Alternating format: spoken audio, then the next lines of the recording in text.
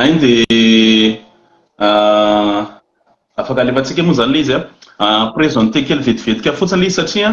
tsara ampahafantarina antsika moa fa naky ataonay sy zoky koto tamin'ny Zoom izy ty zay vao partagena direct amin'ny Facebook ohatr'izao fa ny tenako manokana tsy manana mila compte spécial compte professionnel zay vao mety afahana partage an'ilay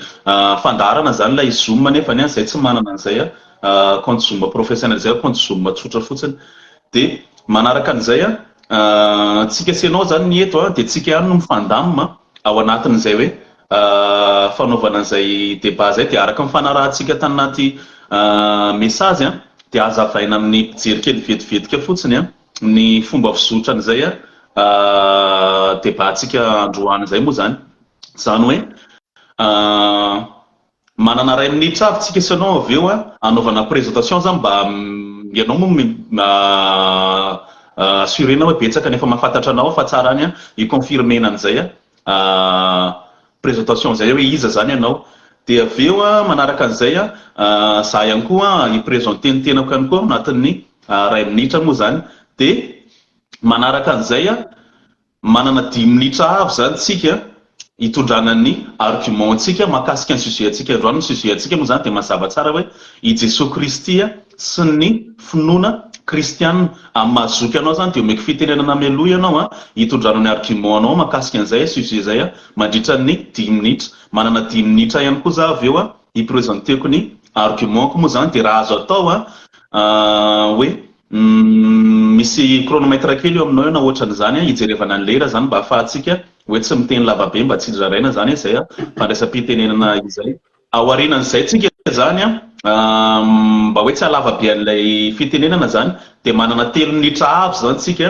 mandritra ny fotoana tsy voafetra zany arakaraka ny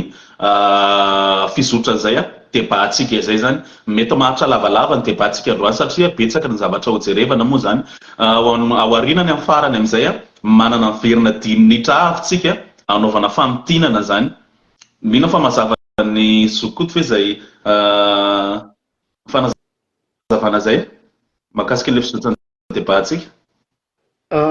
efa eto zany vao mahita an'izy hoe ohatra ny hitako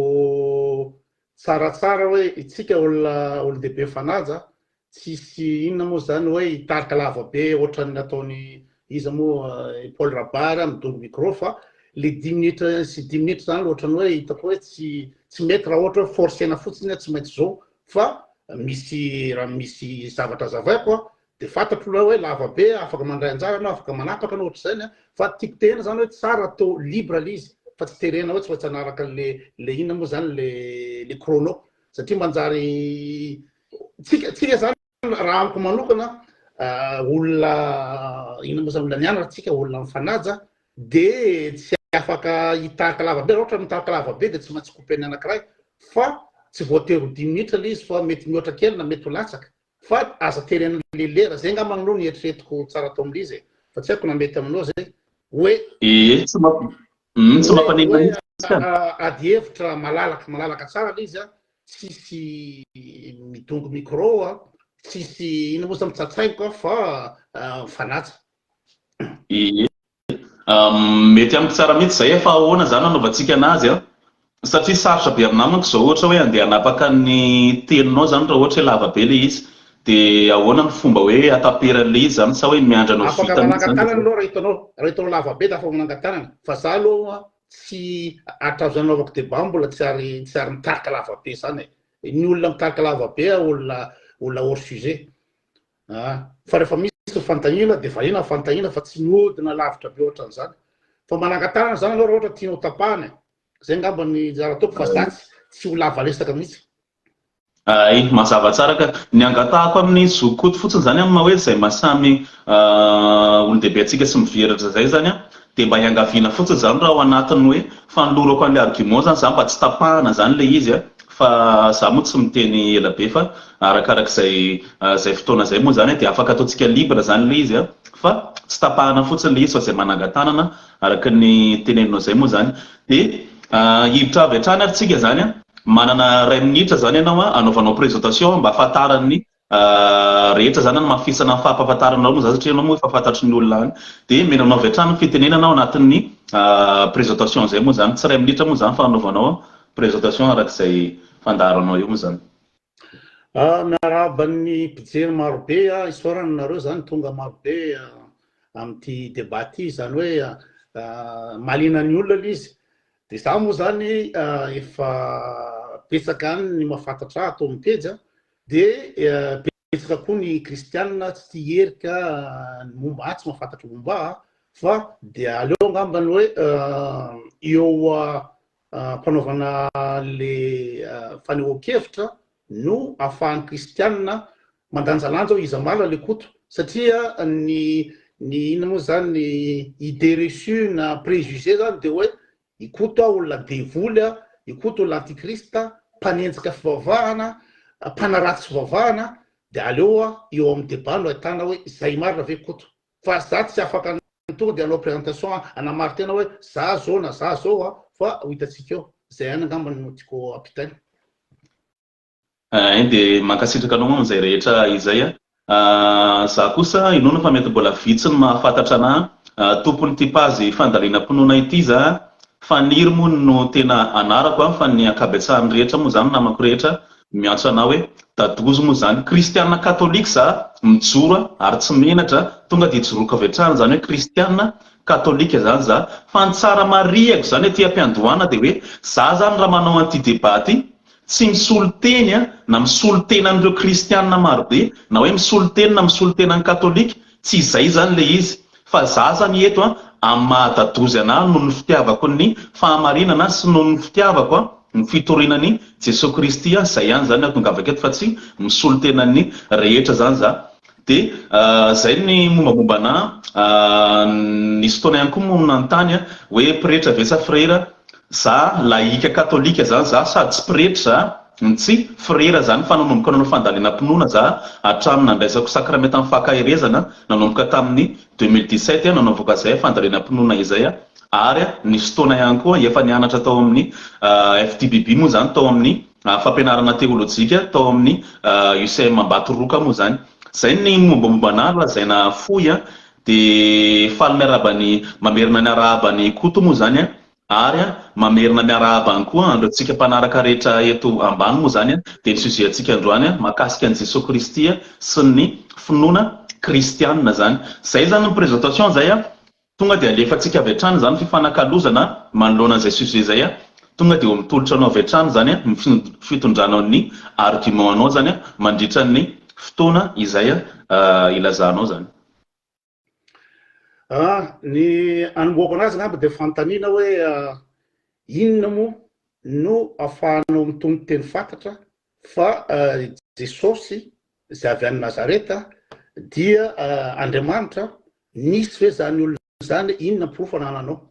zay zany no fantaniana voalohany.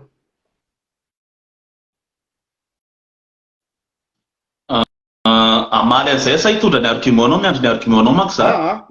za mametraka fantaniana hoe anao milaza fa anaporofo ny fisian'i Jesosy ianao mpino dia inona zany ny élément anananao na hoentinao eto amiketo ilazanao fa nisy marina io Jesosy avy any Nazareta io tamin'ny androny dia inona no afaka anaporofona fa inona moa zany Andriamanitra marina izy na inona ny élément ahafahanao mino satria raha ohatra mantsy zay scientifique dia zao matoa zay mino hoe nisy ny dinosaure tany amin'ny 250 millions d'années dia rehefa nanao inona moa zany fouille archéologique na paléontologique dia hita fa misy taolana dinosaure ka le Jesosy nandalo teto voaroa arivo taona ny inona moa zany ny dinosaure araka tenako teo tany amin'ny 250 millions d'années ny Égypte ancien tany amin'ny 8000 années i Toutankhamon, Ramsès, Neferti anana porofo dolodolo momba azy misy soratra daholo ka Jesosy inona no porofo etinao fa nisy maro ny olona io tamin'ny 2000 taona. Misaotra betsaka ny zokotsady moa amin'izay fanontaniana tena mahafinaritra be zay fa mipetsaka miprofoka ary manana profo maro hoentiko ilazana aminao fetana nisy Jesosy Kristy ary Jesosy Kristy ilay Andriamanitra toganofa araka ny finoana kristiana. Fa entre parenthèse kely fotsiny alohan'ny amaliko ny fanontanianao zoky koto raha ohatra zany ianao mitady profo avy aty amiko mahakasika ny fisiany Jesosy Kristy, tokony manome profo ianao na argument au contraire an'izay manamarina na arakarak'izay argument anao fa tsy nisy ilay Jesosy Kristy. Zay zany raha tokony izy ao anaty débat, zay le contre argument zany. Za zany titondra profo fa tena nisy Jesosy Kristy araka fangatahanao, fangatahaka ihany koa ianao zany avy eo contraire an'izay hoe inona kosa ary ny argument entinao raha milaza ianao fa tsy nisy Jesosy Kristy. Zay zany angatahako aminao avy eo ka hiditra avy hatrany zany tsika hoe inona zany profo entiko fa tena nisy Jesosy Kristy. Voalohany indrindra aloha tsy nisy zany tena hoe historien tena matotra zany ka hoe tena nanao ny asany ka ilaza zany hoe tsy nisy Jesosy Kristy izay arahan'ny kristianina. Averiko hoe tsy nisy historien tena matotra ka nilaza hoe tsy nisy Jesosy Kristy izay arahan'ny kristianina. Raisiko ohatra zao raha mandray zao tsika, raisiko ohatra satria fantako mantsy satria fantako manko ianao hoe tsy de resy lahatra amin'ny finoany Jesosy fisiany Jesosy Kristy araka ny video efa nataonao taloha be tsy haiko tao anatin'ny pazonao taloha moa zany iny de efa nomaniko atoany ireo profo manamarina araka ny tantara zany fa tena nisy Jesosy Kristy. Raisitsika ohatra fotsiny zao misy ohatra maromaro atao vitsivitsy any raisiko mba tsy halava be alizy ohatra zao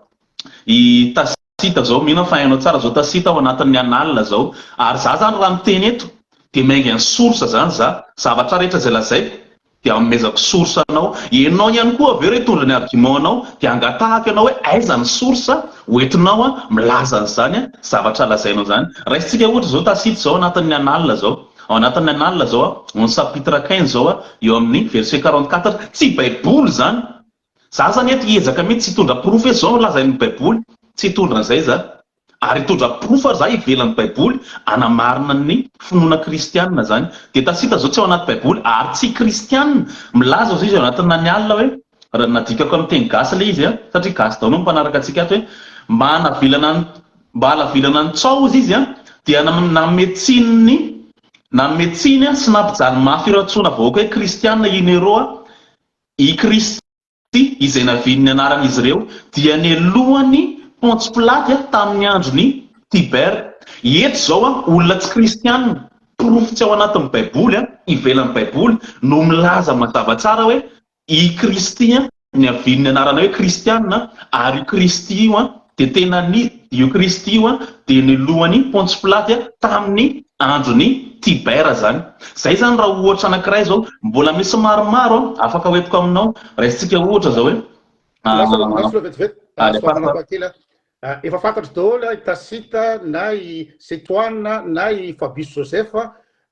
historien eo amin'ny inao zany eo amin'ny 10 eo ngambany zany na mbola tsy miteny arao de fantatro ny tiany tanenina fa reo olo reo de efa voaporofo fa copiste chrétien no nanaovan'ny texte ny tanatin'ireo zavatra reo. Zay aloha zany de toizy fa omeko contre argument nareo rehefa avy eo ilazako hoe tsy n'existe historiquement. Toizy de teninao. Zay mihitsy manko le zavatra iandrasako zay contre argument zay ka eto satria za zany nanome ohatra anankiray mbola misy ohatra maromaro ato zay lazainao fa efa fantatrao izay argument zay fa nomeko an'izay ohatra zay zany anao nagatahako aminao indray zany mba omeko fitenenana ianao arany hoentinao anoherana an'ireo historien reo hoe pourfo arany fa diso ny zavatra andrazain'ireo historien reo meo zany argument anao aiza ny source hoentinao ilazanao an'io argument izay hoentinao io. Misy taratasy ny Flavius Joseph anankiray zay raiza ihany no heverina fa hoe nisy fanampiana nataon'ny kristianina tsy le texte rehetra ny foronin'ny kristianina fa nisy texte nataon'ny Flavius Joseph ary ny texte iny nisy fanampiana nataon'ny kristianina. Zay raiza ihany no entin'ny olona zany tsy nonan'ny filazan'ny Flavius Joseph fa misy anankiroa nefa ny zavatra lazain'ny Flavius Joseph zay nanonona ny Jesosy Kristy sy nanamarina ny siny zany ary Flavius Joseph dia tsy kristianina ihany koa ka miandry anao zany za hoentiny argumentanao hoentinao ilazana fa hoe diso ireo texte izay soratan'ireo historien reo. Ny texte zany boky reo soratan'ireo ka ny ohatra hoe araka ny teniko teo ny Égypte ancien dia ananana pirofo ina moa zany ohatra resaka Ramsès na miresaka Toutankhamon dia misy masaka dia Toutankhamon misy pirofo, raha miresaka Nefertiti dia misy fasika misy élément archéologique dolo zay ray. Fa no maraka an'izany ny romanina dia efa nahay nanoratra ka raha miteny ianao tamin'ny andron'ny Tibera nisy Jesosy misy ve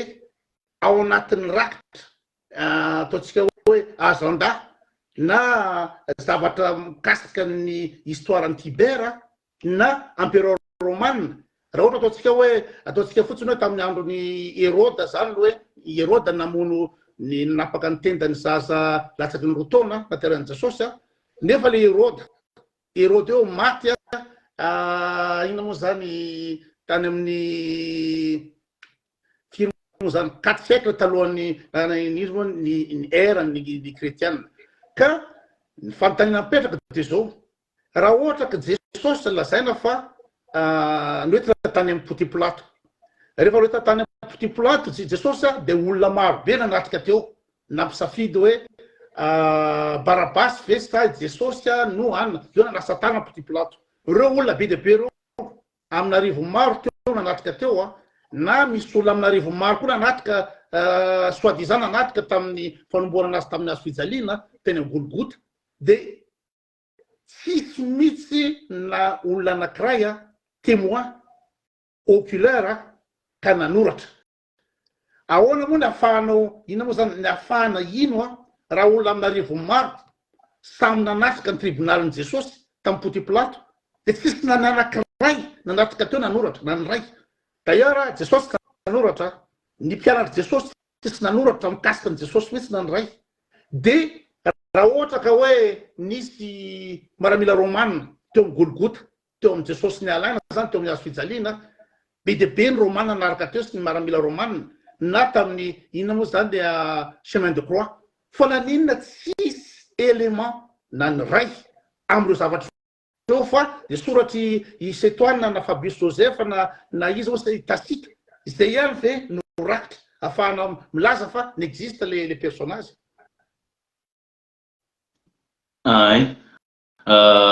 Tsara marina aloha voalohany indrindra nangataka ianao hoe inona ny lazanao fa nisy Jesosy Kristy na me zany nanony za Tacite meko anao soratra izay nilazainao fa hoe copiste reo fa tsy tena original zany dia ny zavatra nagatahako anao taorinan'izay porofo madiso an'ilay texte tsy nanaporofo ianao nankely arany fa nitondra indray ianao ohatra hafa izay tsy manaporofo an'ilay argument anao. Valiko ianao anatin'ilay izy, valiko ianao dia aveo ianao miteny, valiko ianao anatin'ilay izy tsy nisy mihitsy ozy ianao kosa zao kosa le izy reo Jiosy izay nampamono an Jesosy Kristy dia nanoratra mazava tsara mihitsy ao anatin'ny Talmody meko indray za zany manome source ianao kosa aveo raha diso le source ao meko hoentiny argument anao mahadiso an'ilay source ao meko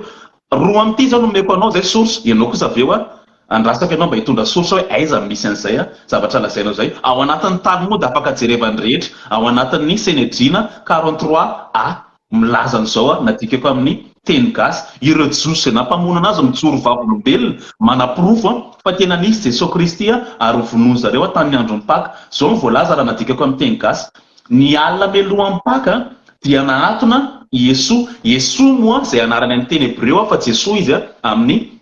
teny gasy zany. Ny alina melohan'ny Paka dia nahatona Yeso nisy mpitorona dia nanao fanambarana mandritra ny 40 andro hoe ho fahaizana mivato Yeso satria nanao ody sy nitarika an'Israely amin'ny vilany. Zay zao ny razain'ireo Jiosy izay nampamono anazy ao anatin'ny Talmody averiko izy ao anatin'ny Sanhedrina afaka verifian'ny rehetra 43a ny filazan'ny Talmody anazy ao anatin'ny textan'izy ireo izay manaporofo mazava tsara tsy haiko moa izay amaleno anazy aveo fa nilazain'izy ireo dia hoe nanao ody zany hoe manaratsy an'i Jesosy Kristy zany izy ireo nino fosiny izy fa manaratsy an'i Jesosy Kristy hoe nanao ody sady nitarika an'ireo Israely tamin'ny vilany. Texte roa zay meko anao teo namana koto.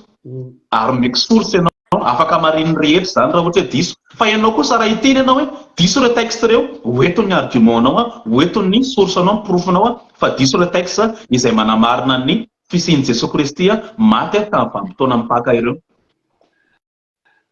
Maty tamin'ny vanim-potoana mipaka izy ianao dia ina moa tamin'ny taona firy nieritreritro hoe mety nateraka an'i Jesosy tamin'ny andro niza tao amin'ny Romanina.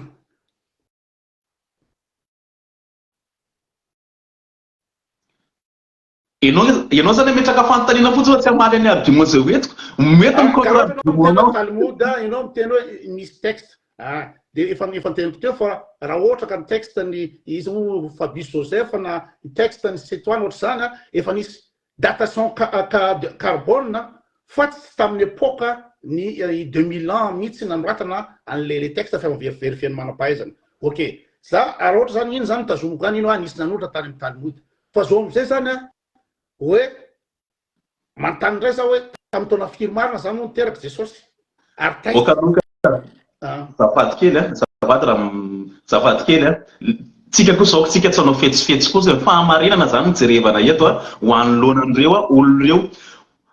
mila mamelo ianao eto androany ho hitany rehetra raha manana source ianao carbone ozy izy ianao teo dia ome hoe aiza ny ilazanao an'izay fa ho verifiena manko le izy za zany raha mameno dia raisiko soma tsara fa ho verifieko le izy za koa ame source anao dia ho verifienao le izy dia hoeto le izy fa aza atao affirmation gratuite fotsiny hoe diso reo ianao miteny hoe diso nefa tsy manana porofona mahadiso anazy akory dia avy eo anao metraka fanontaniana fantaniko tsy valinao mifantaniko tokony valinao alohan'ny idiran'ny zavatra hafa dia hoe porofoy mahadiso an'io Talmud izay soratan'ireo Josy io manamarina ny fisian'i Jesosy Kristy maty tamin'ny vanim-potoana mipaka ny andranao ary zany. Ianao miresaka Jesosy dia firmo ny anarana Jiosy Jesosy tamin'ny fotoana androny Jesosy tamin'ny era tamin'ny 2000 ans ka raha ohatra miteny Jesosy ve Talmud miteny Jesosy ve Talmud dia midika fa ty le zanak'Andriamanitra zay le porofo mahampy fa tena zanak'Andriamanitra zay zany lohaja afaka miteny iny zany tsy fampaninany miteny hoe ok d'accord zany hoe Talmud nanoratra Jesosy. D'ailleurs koa tamin'ny découverte ny tombeau de Talpiot tao Jérusalem tao amin'ny didiny iferifan'ny Jérusalem nisy fananganana inona moa zany appartement dia rehefa nitromby ny bulldozer sy rehetra nangana appartement dia nitombe amina fasana inona moa zany fasana taloha datant-ny Jesosy Kristy zany dia rehefa ho avoaka reo ino tao anatiny tao misy atsona hoe ino moa zany ossuaire karazana vatapaty zany dia vatapaty maromaro tao dia misy anarana hoe Jesosy dia misy anarana hoe Mariama Maria dia misy anarana hoe Jacques dia ireo anarana rehetr'ireo dia anarana ino moa zany hoe ny maman'i Jesosy Maria dia ny ino moa zany Marie Magdalena zay tsy fantatra zay relation ny Marie Magdalena sy Jesosy dia nisy Jacques sy Juda zay rahalahin'i Jesosy anaty Talpiot dia nefa rehefa natao ny extraction an'ireo ossuaire reo misy taolana natao dia ny teny manam-pahaizana hoe raha itenana hoe satria misy anaran'i Jesosy dia misy anaran'i Marie tao dia midika zany fa ty le Jesosy dia ozy manam-pahaizana hoe tsy ampy zany karaha nanoro ohatra ny Talmud hoe Jesosy firy ny anarana Jesosy tamin'ny androny tamin'ny 2000 ans dia tsy mampaniny fa aloha janonany zany iny janona fa toizatsika ny resaka ivadiantsika hafa dia azafady aloha zay ke dia mafetsifetsy azoky kotokosa ataoko hoe zoky ianao mba ho fanajananao alao izy ianao ajanona le resaka nefa ianao voalohany nangataka zafady ke vetivety zafady ke ianao napiditra an'le izy voalohany nantany ao meo miporofo fa tena nisy Jesosy na me porofo za historien aza tapahana aloha vetivety aza tapahana aza matahotra ny voan'ny fahamarinanao aloha fitaiko le zavatra lazaiko dia omeko fitenenana ianao avy eo ianao no nangataka voalohany hoe ome porofo misiny Jesosy Kristy namera texte historique aminao izay nilazainao fa diso raha texte reo raha nangatahako indray ianao avy eo hoe ilazao madiso an'ilay texte tsy manana argument akory ianao fa manao affirmation gratuite fotsiny mba mitahana olona. Za mbola miteny anao zao ohatra mbola raisitsika ohatra maro be manko ny proof afaka lazaina ato fa le izy moa ianao tsisy proof nefany raha jerevantsika ndray tsotra kely nge mana proof fa tsy marina zara teny Talmud sy setoana satria mitapy amin'ny Google fotsiny anao de feno jereo amin'ny ina moa zany amin'ny misy ina moa zany prof amin'ny université offre namoaka tsara mihitsy izy ao hoe diso le texte reo fa tsy miexiste tsy Jesosy hoe Andriamanitra latsaka avy any an-danitra ny tao ka zay mba tonga anaty misy système amin'iny fa lany fotoantsika raha ohatra hoe ianao mitena proof fa nisy marina Jesosy de Talmud de za miteny hoe tsy proof zany satria raha ohatra ka hoe mitady proof hoe nisy marina ve ny dinosaure de manana proof tsika manana tolambala afaka makany amin'ny musée tsika hoe ity proof. Raha ohatra hoe proof hoe n'existe ve ny création univers tamin'ny ina moa zany tamin'ny Big Bang de manana proof tsika hoe ny sambon-danitra James Webb na iza moa James Webb manana sary ananam-panapahaiza tamin'izao fotoana zao fipoahan'ny Big Bang tany amin'ny taona 13 milliards 500 millions d'années misy sary ka Jesosy de toute façon tsy sary fa de hoe misy texte ozy anao anatin'ny Talmud hoe milaza misy Jesosy anatin'le texte Talmud aminao de ampy zay de zay mahatonga anao hoe aloha tsy insiste amin'iny fa amiko tsy proof mihitsy zany de aloha tsy insiste amin'iny tsika janao d'ailleurs raha ohatra ka ana-proof hoe marina sy tsy marina zatra ten'ireo historien reo de be no mandiso fa tsy mana proof mihitsy hoe Jesosy Andriamanitra niteraka tamin'io. Bref Palika mahakasika an'izay de hiditra amin'ny afitsika raha ohatra hoe tsy hoanao manko zay sujet de afaka valika vetivetika de avy eo hiditra amin'ny point afitsika jerevinao tsara le izy ozy ianao hoe reo ozy ianao tsy mana proof-ny fisiany Jesosy Kristy mihitsy kotoa resaka fisiny ngely izy ny historien zay mpandinika tantara no milaza an'le izy ary tsy ihany ny source ameko anao meko ohatra anankiray anao ny texte amin'ny Flavie Joseph anankiray misy manko milaza hoe tantara tsy proof fa mbola meko proof hafa akoatran'io tantara ianao sy le mpanaradia mao avy eo fa vadiko azo tapahana le izy ekeko hoe nisy zany izy ok fa toizana bandaraka le resaka nisy toizy ino zany avadika zany nefitsika iady hevitra nisy sa tsy nisy taraiky be fa toizana liza manaraka ina moa zany zao fotsiny tsara maniko anao raha ohatra hoe tsy tianao vakina le texte hoe maro be mafa texte mana proof an'le izy lazaindreo historien aza tapahana aloha vetivety satria ianao manko nilaza hoe Jesosy Kristy hoe Jesosy zany le Jésus ianao be da be ny anarana Jesosy tamin'izany vanim-potoana zany. Ianao zao raha manonona an'izay zao ianao tokony manome proof zany ianao iza le anarana Jesosy teneninao be da be za tsy miteny tsy misy fa zao no teneniko aminao iza tamin'ireo Jesosy anarana be da be reo nilazainao fa maty nifatsihana teo ambony hazo fijaliana tamin'ny vanim-potoana mipaka izay nanao fahagagana teo amin'ny vahoaka Israely araka ny lazain'ilay texte historique izay nilazaiko anao teo izay zany ny tokony menao raha ohatra tena hoe manana proof ianao fa matoa ianao mitsoaka an'le izy tsy manana argument akory ianao fa affirmation gratuite teneninao iova amin'ny hafa indray aritsika ozy indray ianao hoe tokony misy sary tokony misy preuve hafa akoatran'ilay texte mino fa fantatro tsara ty ary miandry ny argument anao indray za anoheranao anazy idirantsika indray makasika an'ilay linceul de Turin mino fa fantatro tsara zany fa oetony argument anao anoheranao anazy aza vaika vetivetika le izy satria ianao sy ireo mpanaradianao manko zany mitady proof akoatran'ny texte de ny linceul de Turin de proof mazava be fa lamba nandrakofana ny Jesosy Kristy tamin'izy naleviny zao ny fanazavana le linceul de Turin raha fitina vetivetika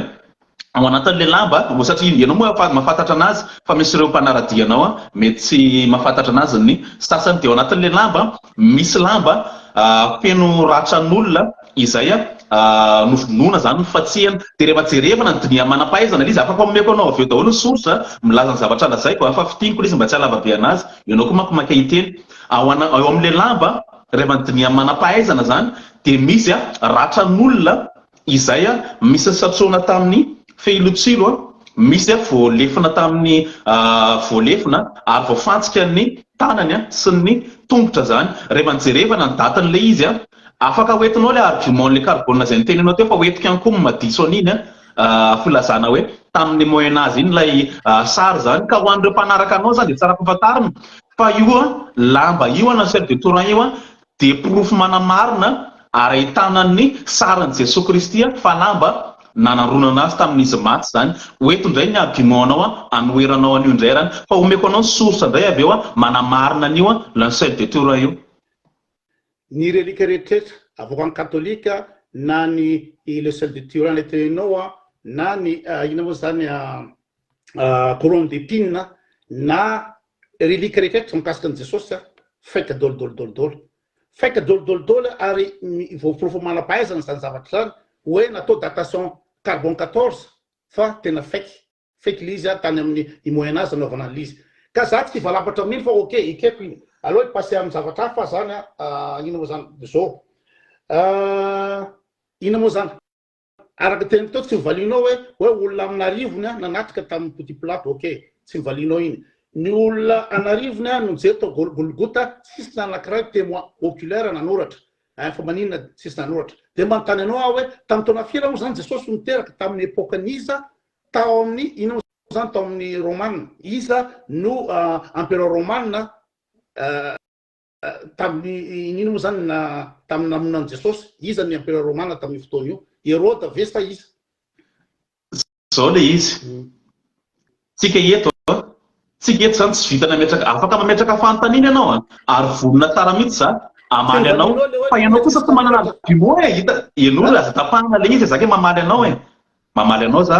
de mieno zany ianao zao zany le izy mametraka fanontaniana ianao fa ianao kosa tena hita hoe tsisy argument akory ka ianao ny zavatra reny zay lazainao hatreto aza tapahana koa ny zavatra reny zay lazainao hatreto de affirmation gratuite daholo tsisy proof nankely arany ny teny zao za tamin'le la Sel de Turin ozy ianao hoe avela koa an'iny ozy ianao fa maninona avela le izy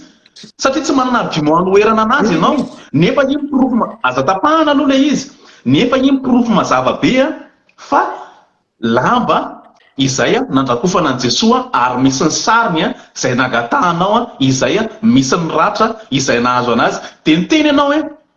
miverina kely an'izy indray ianao ozy ianao hoe nantano izy ianao de hoe makasika an'le vavolombelona tamin'ny namonona an Jesosy zay ny zavatra ny kovakiko anao teo fa ianao tsy manaiky ianao ny mitsoka an'le izy ka hovakiko le izy zao de ianao raha ozy ianao tsisy vavolombelona zao ny lazain'le izy araka ny teneniko teo ireo olona lay nampamono an Jesosy no manoratra ao anatin'ny texte zareo olona tsy kristianina reo olona tsy katolika reo ary olona nanendrika ny kristianina reo zareo no nanamarina sy nanaprofo fa izy reo no namono an Jesosy Kristy tamin'ny vanim-potoana mipaka tamin'ny teo amboniny hazo fijaliana zany anankiroa zany le izy lazainao za fa tsy namaly anao na valiko ianao tao anatin'ny Talmody misy texte izay manaprofo an'ireo vavolombelona nangatahanao faharoa nitondra profo indray za paranako le izy faharoa nitondra profo indray za makasika le la Sel de Turin itsoahanao fotsiny le izy contre eo madiso an'le la Sel de Turin izay lamba nandrakofana an Jesosy Kristy tamin'ny fahafatesany fa avy eo hovaliko ny fanontanianao manaraka menanao fitenenana ozanao ireo olo reo namono an Jesosy Jesosy namo tsy Romanina namono namono azy fa olona tao amin'ny Talmud namono azy tsy Romanina namantsika an Jesosy tamin'ny hazo fijaliana fa zareo tany amin'ny Talmud tany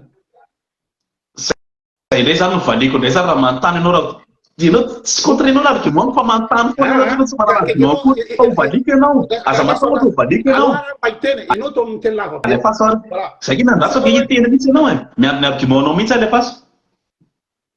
ozy ianao ny olona namono an Jesosy mihitsy izy ianao nanoratra anatin'ny Talmud ngamo tsy ny olona nampamono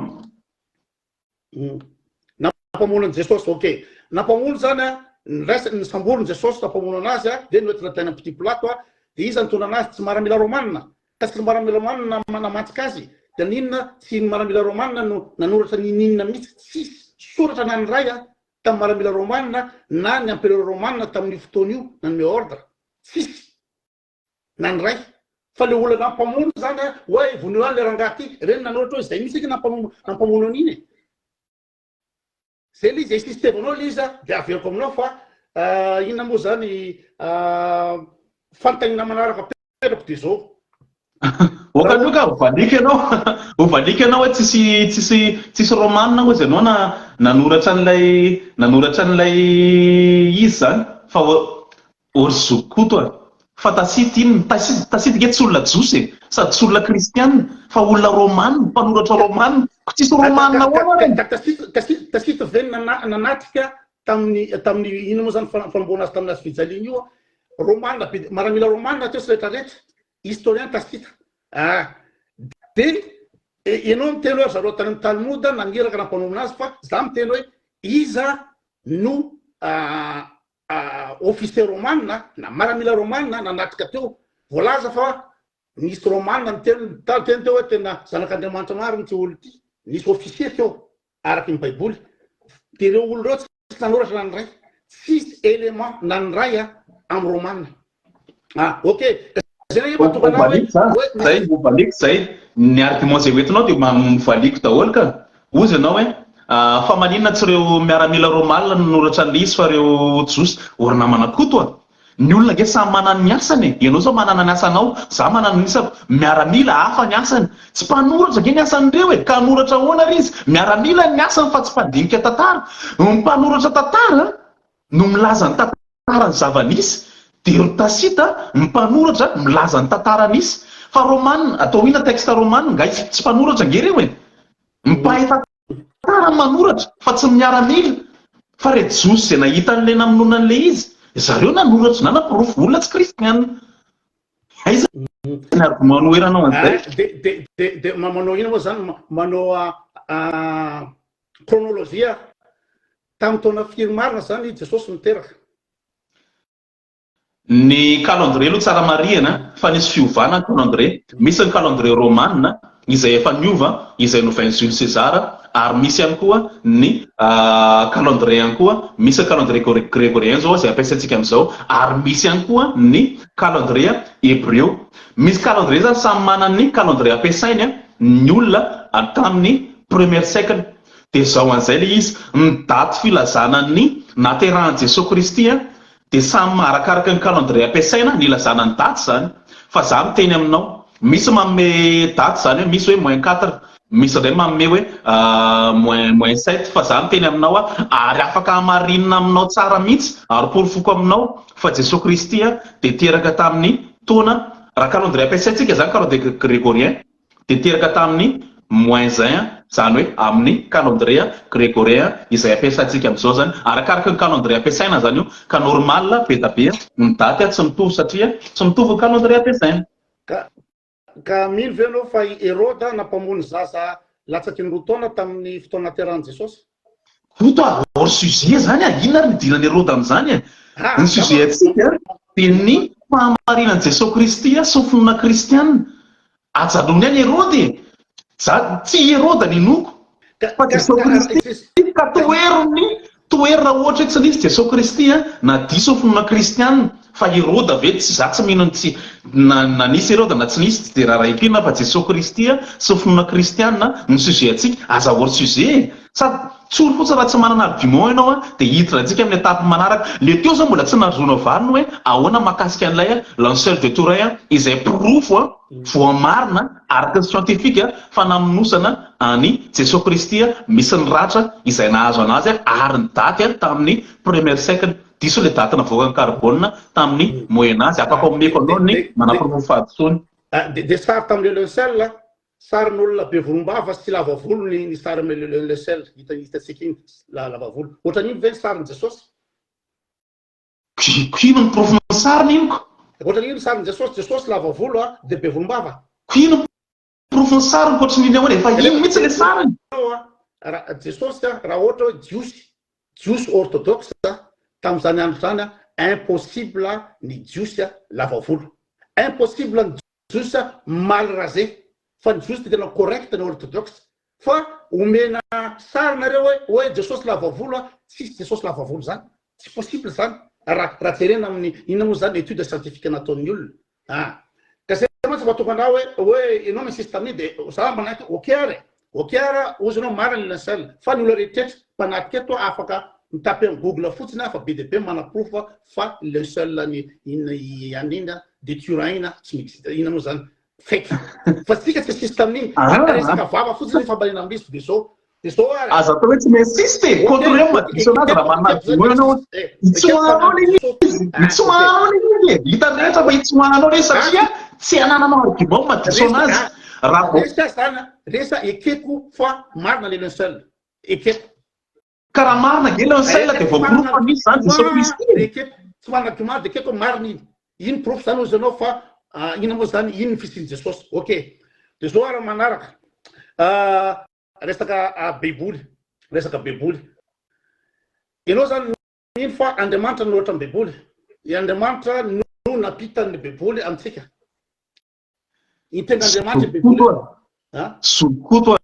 ampanajara ametrahako lazaiko aminao hoe iza no nitenanao fa andriamanitra nanoratra ny baiboly tsisy niteny aza kosa ny kristianina araka kristiana katolika tsy miteny azany andriamanitra nanoratra ny baiboly olombelona nanoratra ny baiboly tsisy niteny azany mamorona kosa mahina anao mamorona ohatra zany de ohatra zany diso zany amin'iny fa ataoko hoe tenin'andriamanitra zany le baiboly tenin'andriamanitra zay indray no valiko aminao tsara aloha ianao rehefa manaiky hoe diso ary zay dia fanetrena tena lehibe isorako anao ny fahatsapanao diso ary tsy zay reny nge zavatra diso no lazainao hatramin'izay fa betsaka zay ahitsika androany zao amanao fanontanianao sisy tena le fadisoko fa mametraka fanontaniana aminao hoe tenin'andriamanitra ve le baiboly fa tsy tenin'andriamanitra zay mihitsy no valiko aminao aza tezitra anao fa amaly anao aza tezitra anao amaly anao malalaka tsara ho fantany ao dia hoe tenin'andriamanitra ve ny baiboly avy amin'ny teny grika hoe biblios dia midika hoe fitambarana boky midika hoe livre zany ary ny baiboly tsy boky anankiray fa fitambarana boky maromaro zay natao hoe baiboly tsy tenin'andriamanitra ihany koa ny baiboly ny tenin'andriamanitra dia zay rehetra mivoaka ny vavan'andriamanitra fa natao hoe baiboly na bibla dia boky fitambarana boky maromaro ao anatin'ireo boky maromaro ireo no misy soratra masina ao anatin'ireo soratra masina ireo no misy sombina afatra napitan'andriamanitra izany hoe tenin'andriamanitra izay napitany tan'ireo mpaminany ka nisoratan'ireo mpaminany tao anatin'ilay soratra masina nazonan'ilay baiboly voalohany zany tsy andriamanitra nanoratra an'ilay baiboly faharoa tsy tenin'andriamanitra ihany koa ny baiboly fa boky fa misy soratra masina ao izay nisoratan'ireo mpaminany nampitondrain'andriamanitra afatra zay ary entre parenthèse alohan'ny tenenanao vao miditra resaka baiboly zao tsy miditra resaka baiboly mihitsy teo fa vao miditra baiboly resaka baiboly ianao vao may ho hitany rehetra indray fahadisoanao fa ny telony ka tsy haiko hiditra ianao sa tsy hiditra raha miditra ianao porofoko aminao fa arakaraka ao ihany io ahoana inona ny tianao zavatra resina am'izany manontany aminao hoe tenin'andriamanitra ve le baiboly satria baiboly makatsy makaroa de ao anatin'ny any olona nanoratra an'io de anatinatiny any misy tenin'andriamanitra andriamanitra nabokalysy de fantanina hoe io ifilazany tsara lazainareo tenin'andriamanitra ve nao satria de nao modikotina tianany avaloko aminao tsisy avany mihitsy tsy manana argument normal zany tsisy avany satria tsy manana argument fa hovaliko ianao azavaiko aminao izy raha tsy azonao azavaiko aminao le izy raha tsy azonao tenena ianao tenenanao tenin'andriamanitra ve ny ao anaty baiboly satsia dia efa mivaliko nge ianao tsy azonao le izy iamifaritako anao hoe inona natao hoe baiboly iamivaliko ianao hoe baiboly dia boky fitambarana boky maromaro ao anatin'ny baiboly ao anatin'ny boky io misy soratra masina ao an'ireo soratra masina ireo nisoratan'ireo mpaminany na irak'andriamanitra dia amin'ireny soratra masina ireny zany hoe soratra zany misy nisoratan'ireo mpaminany napitan'ireo afatr'andriamanitra napitan'ilay tenin'andriamanitra zany hoe tenin'andriamanitra nomenareo mpaminany nisoratany tao anatin'ny soratra masina nisombony tamin'ity tenin'andriamanitra ity averiko faritana le izy ny baiboly dia boky fa tsy tenin'andriamanitra inona tsy azonao an'izany tsy tenin'andriamanitra okey inona moa zany de ozanao mpaminany ahoana moa nanaprofonao fa mpaminany reny olo reny mpaminany araka ny teneniko teo vao miditra n'izany resaka zany ianao zokoto fo may ho diso fa niteliny eto indray ianao mangataka proof zany ianao dia homeko indray ianao zany nangataka an'izay raha nandinika ianareo teo za tsy nitondra proof anaty baiboly mihitsy fa olona tsy kristianina arany nitondrako ny argumentko ary araka voalaza scientifique mahakasika an'ilay lancelle de Turin zany fa izy nangataka hoe ahoana porofonao andreo mpaminany zany ao anatin'ny baiboly zao no lazaiko anao meko ohatra anankiray ianao ny atao hoe mpaminany no voalohany indrindra dia mampitany afatr'Andriamanitra zany zay hoe natao hoe mpaminany ka raha valiko tsotra aloha ianao arapiko argument izy avy eo manamarina anazy hoe inona mampaminany an'ireo olon'ireo satria izy napitany afatr'Andriamanitra zay aloha zany voalohany indrindra mpaminany izy satria napitany afatr'Andriamanitra inona ny afatr'Andriamanitra napitany dia io afatr'Andriamanitra napitany io izay io mihitsy ny finoana kristianina hoe ho tonga ety ambony tany ny zanak'Andriamanitra anao sorona ny ainy ary ho famonjenany zao tontolo zao zay zavatra zay lazain'ireo mpaminany taloha be naterahan Jesosy Kristy ary mafaka manome contre-argument koa ianao avy eo ny fahadisoan'ireo soratra masin'ireo fa ny archéologue zay découverte tamin'ny Qumran tamin'ny 1947 dia manaprofo fa ray soratra masin'ireo raisiko ohatra anankiroa fotsy fa be da be ilay tsy voatanisa eto ohatra ny texte-ny Isaia sy ny texte-ny Daniel zao izay voasoratra efa taloha be any naterahany Jesosy Kristy archéologue zany manamarina an'izay découverte tany Qumran dia ao anatin'ireo nefa milaza meloha ny fahafatesany Jesosy Kristy sy ny hitsanganany ny fotoana tongavany Jesosy Kristy ary raha te hiditra lalina ianao afaka hidirako lalina aminao raha tianao. Inona ny amalinao an'izay? Tsaratsara koa na imedara koa na iana ny teny daholo hoe mpaminany zareo ary milaza fa ho avy Jesosy ary izy ny Jesosy. Dina mba samy hafa ny tsaratsara sy medara sy izy moa maiolona. Inona mba samy hafa mpaminany an'izao sy zareo mpaminany tany aloha tany. Izay indray zany no valentsika misoratra betsaka anao andro amin'izay fanontaniana izay. Ino zay anao mahasamy hafa an'ireo? Raisitsika ohatra ilay olona vampitaona zao ohatra hoe paster Maiola sy medara sy ny sisany ny tany saina teo. Raisitsika ohatra zao paster Maiola zao nilaza izy fa mpaminany avy amin'Andriamanitra naminany izy tamin'ny hoe izy lehilahy ino moa zany ho lany sa ahoana moa tamin'ny 2013 iny tanteraka ve ilay zavatra nilazainy ary ny soratra masina zay nangatahanao naza zay tsy azonao teo milaza mazava tsara fa hoe izay olona miteny fa avy amin'Andriamanitra hoe mpaminany izy tsy tanteraka ny zavatra lazainy dia olona tsy mpaminany avy amin'Andriamanitra zany eny mpaminany izy fa mety mpaminany sandoka zany hoe tsy mpaminany avy amin'Andriamanitra fa ahoana kosa zany mahasamy hafa anazy andreo lazain'ny kristianina fa mpaminany ao anatin'ny soratra masin'ireo efa meko aloha ianao voalohany indrindra ny découverte tany Qumran tamin'ny 1947 izay nanaprofo ny fahamarinan'ny fisian'ireo texte ireo taloha be any naterahany Jesosy Kristy. Raisitsika ohatra zao hoe Daniel zao anatin'ny texte zay soratany zao dia milaza afatra avy amin'Andriamanitra révélation avy amin'Andriamanitra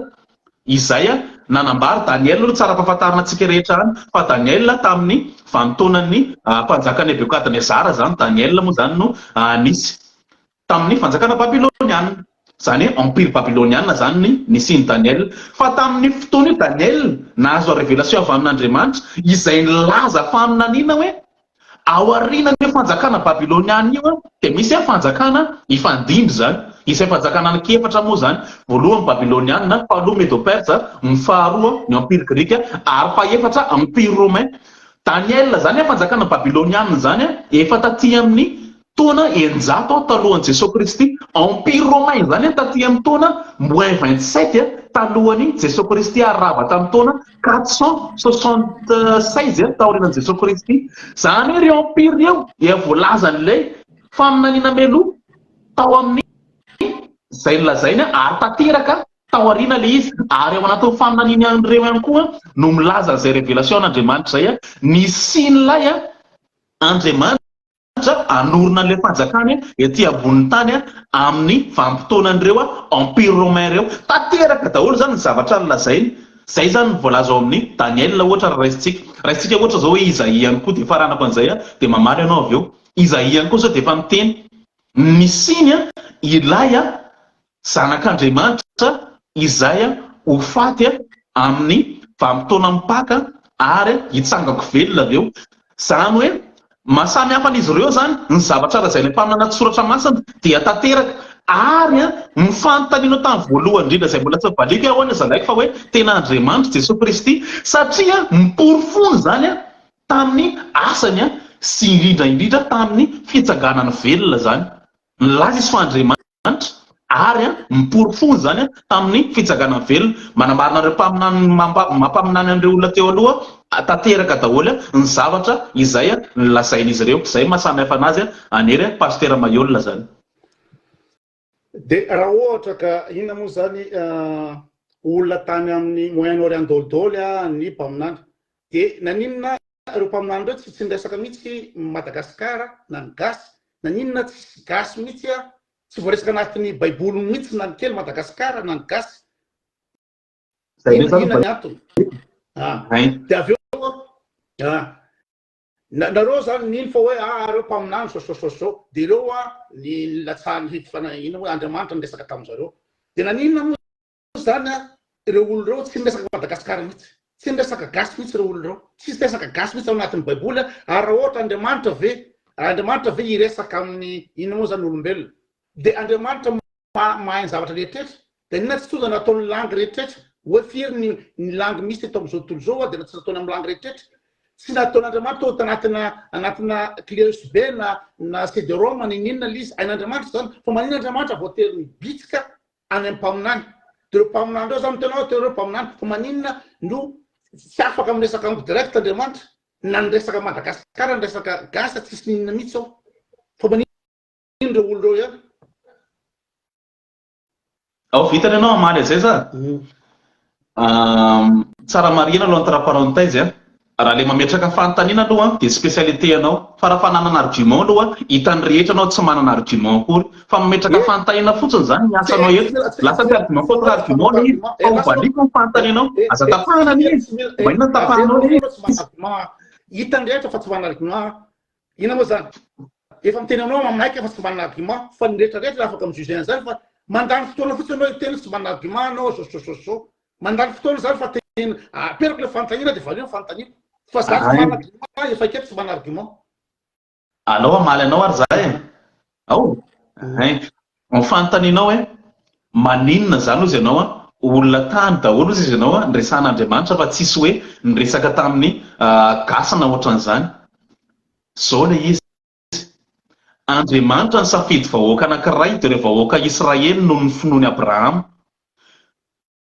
ireo vahoaka Israely zany nisafidian'Andriamanitra mba anabarany révélation fa hoe isa ilay zanak'Andriamanitra ho tonga nofo anao sorona ny ainy ho faty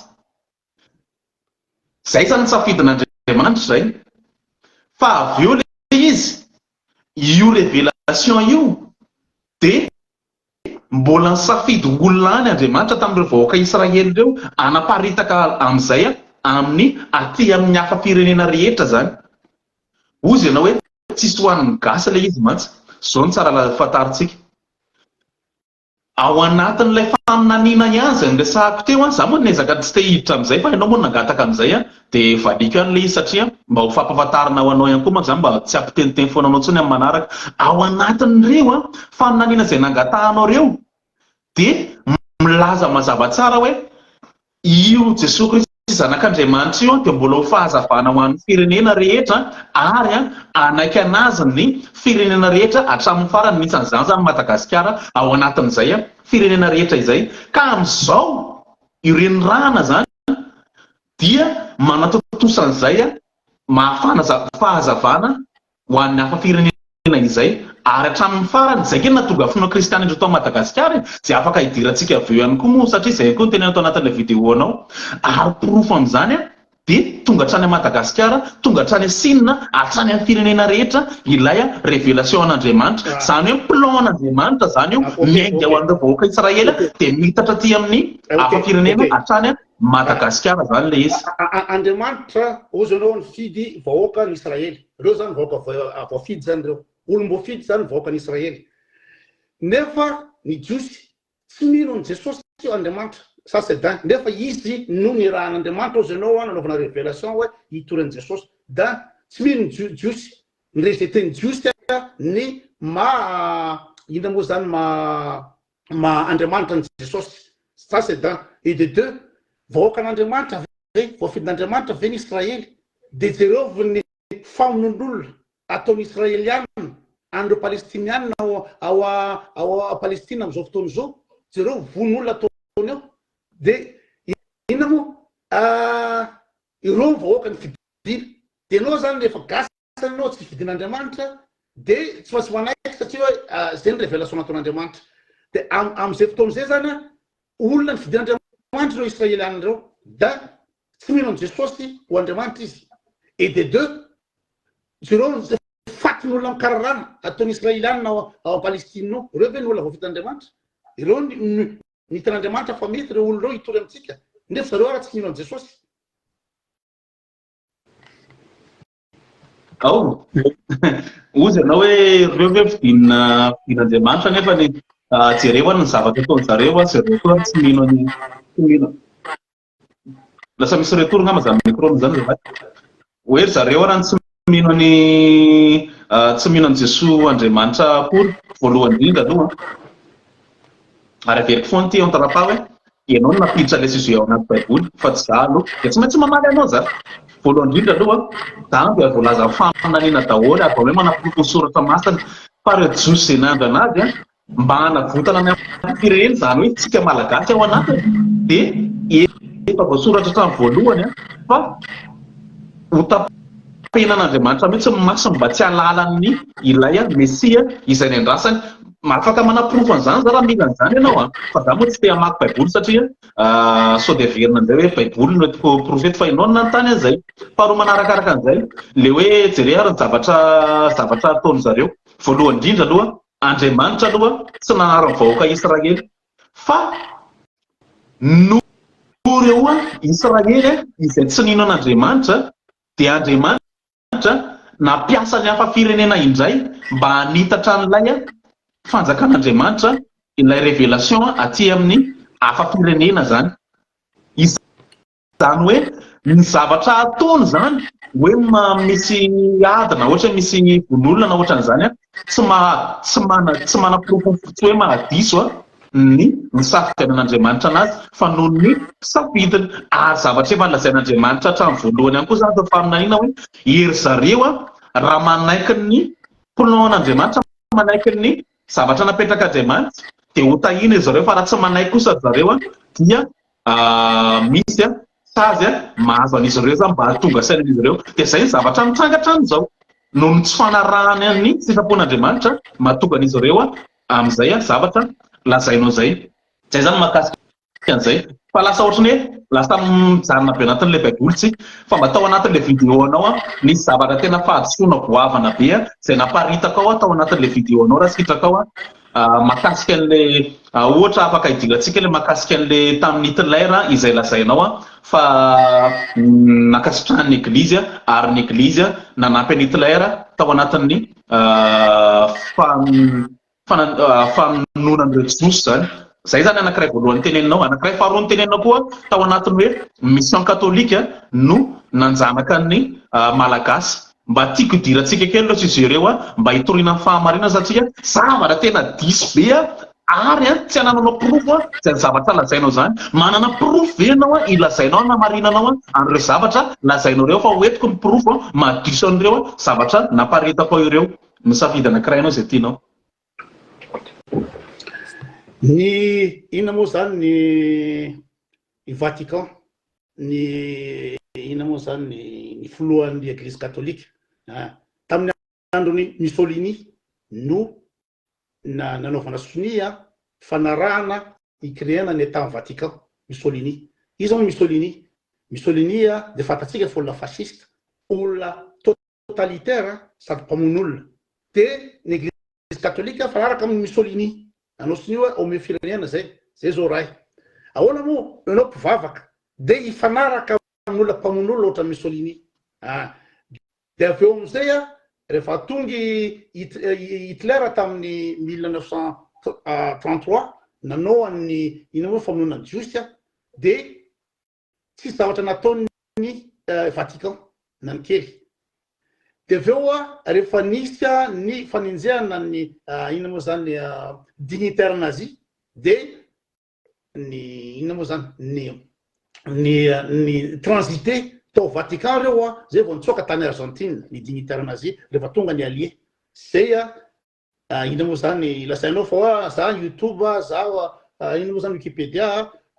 fa misy reportage amin'ny télé ka tsy haiko hoe inona tsony source raisina fa zay ny zavatra misy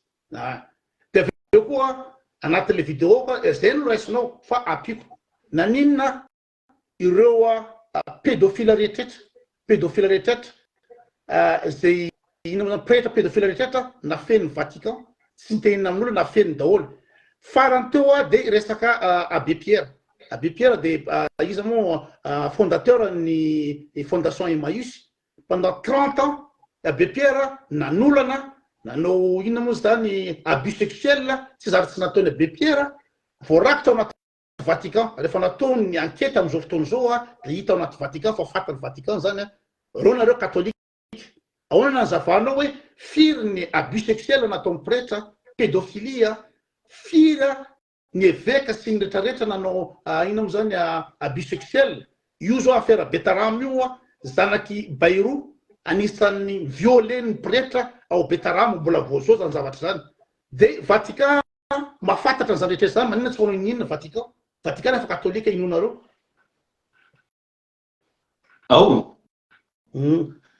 voalohany indrindra aloha mahakasika an'le resaka Hitler de aveo valiko ilay mahakasika an'ireo zavatra tsy mendrika ataon'ireo olona tsy tonga lafatra ao anatin'ny eglizy mahakasika an'le Hitler mbola niconfirmenao teo zavatra lazainao izay zavatra tena veriko ihany hoe zavatra diso be ary tsy haiko hoe tsy haiko na tsika mpihinana ambany nahita zavatra proof nentina nanamarinana le zavatra lazainy ve zao fa za ito hitondra proof anamarina koa ny zavatra lazaiko madiso ny zavatra lazainao fa ny eglizy dia tsy nakasitraka ny zavatra nataony Hitler zany tao anatin'ny famonoana ireo Josy ary ny paparan'ny eglizy arany tena prisika ny fikambanana masina ireo pretra ireo zavatra sekoly katolika mba hiarovana an'ireo Josy ary Josy zay narovana any no mijoro vavolombelona zany afaka verifienao misy an'ilay atao hoe Yad Vashem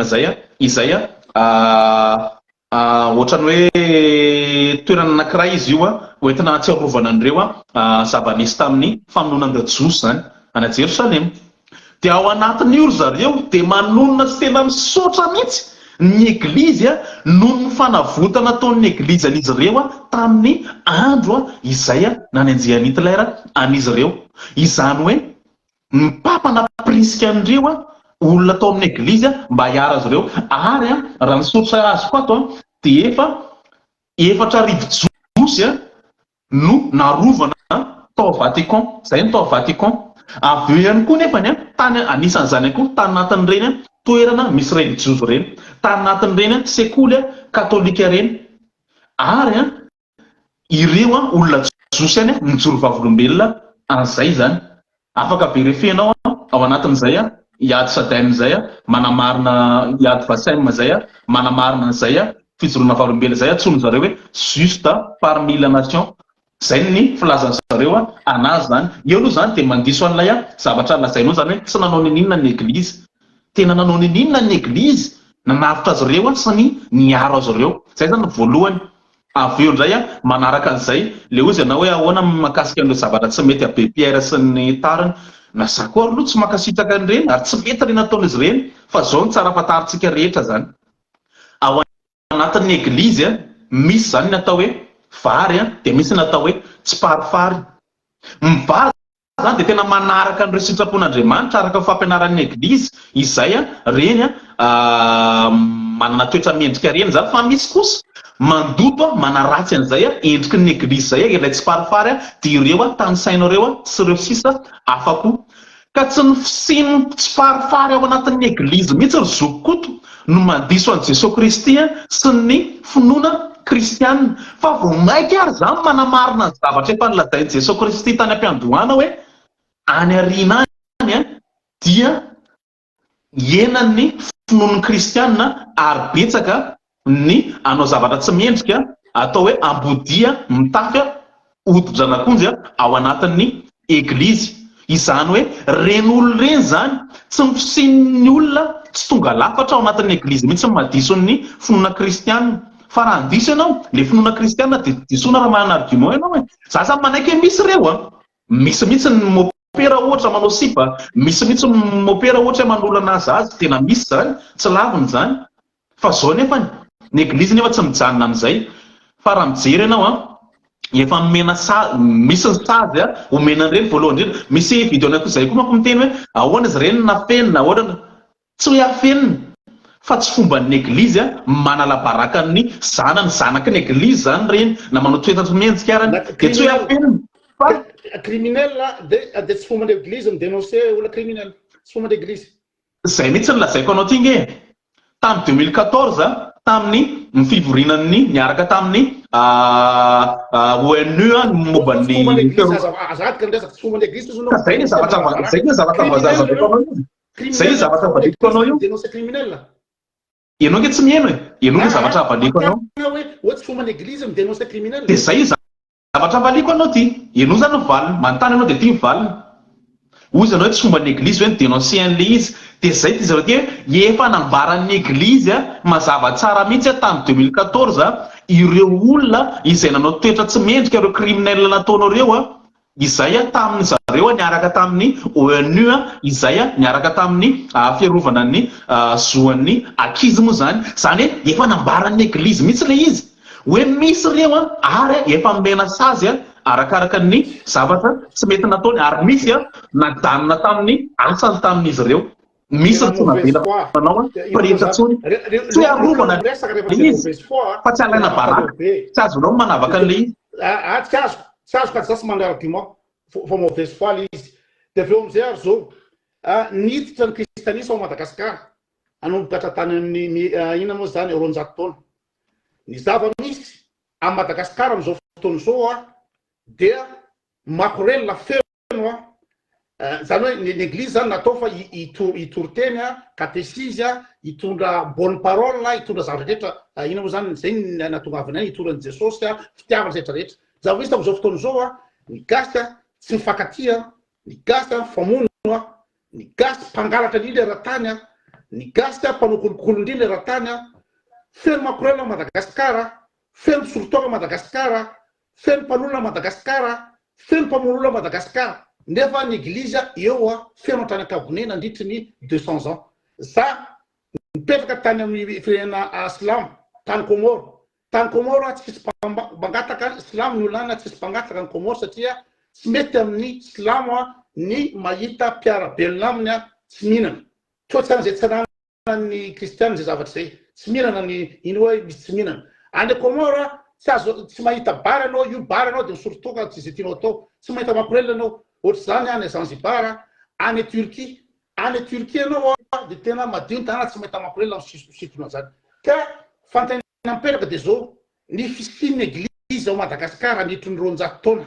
inona moa zany mba tombotsoa nentin'ny eglizy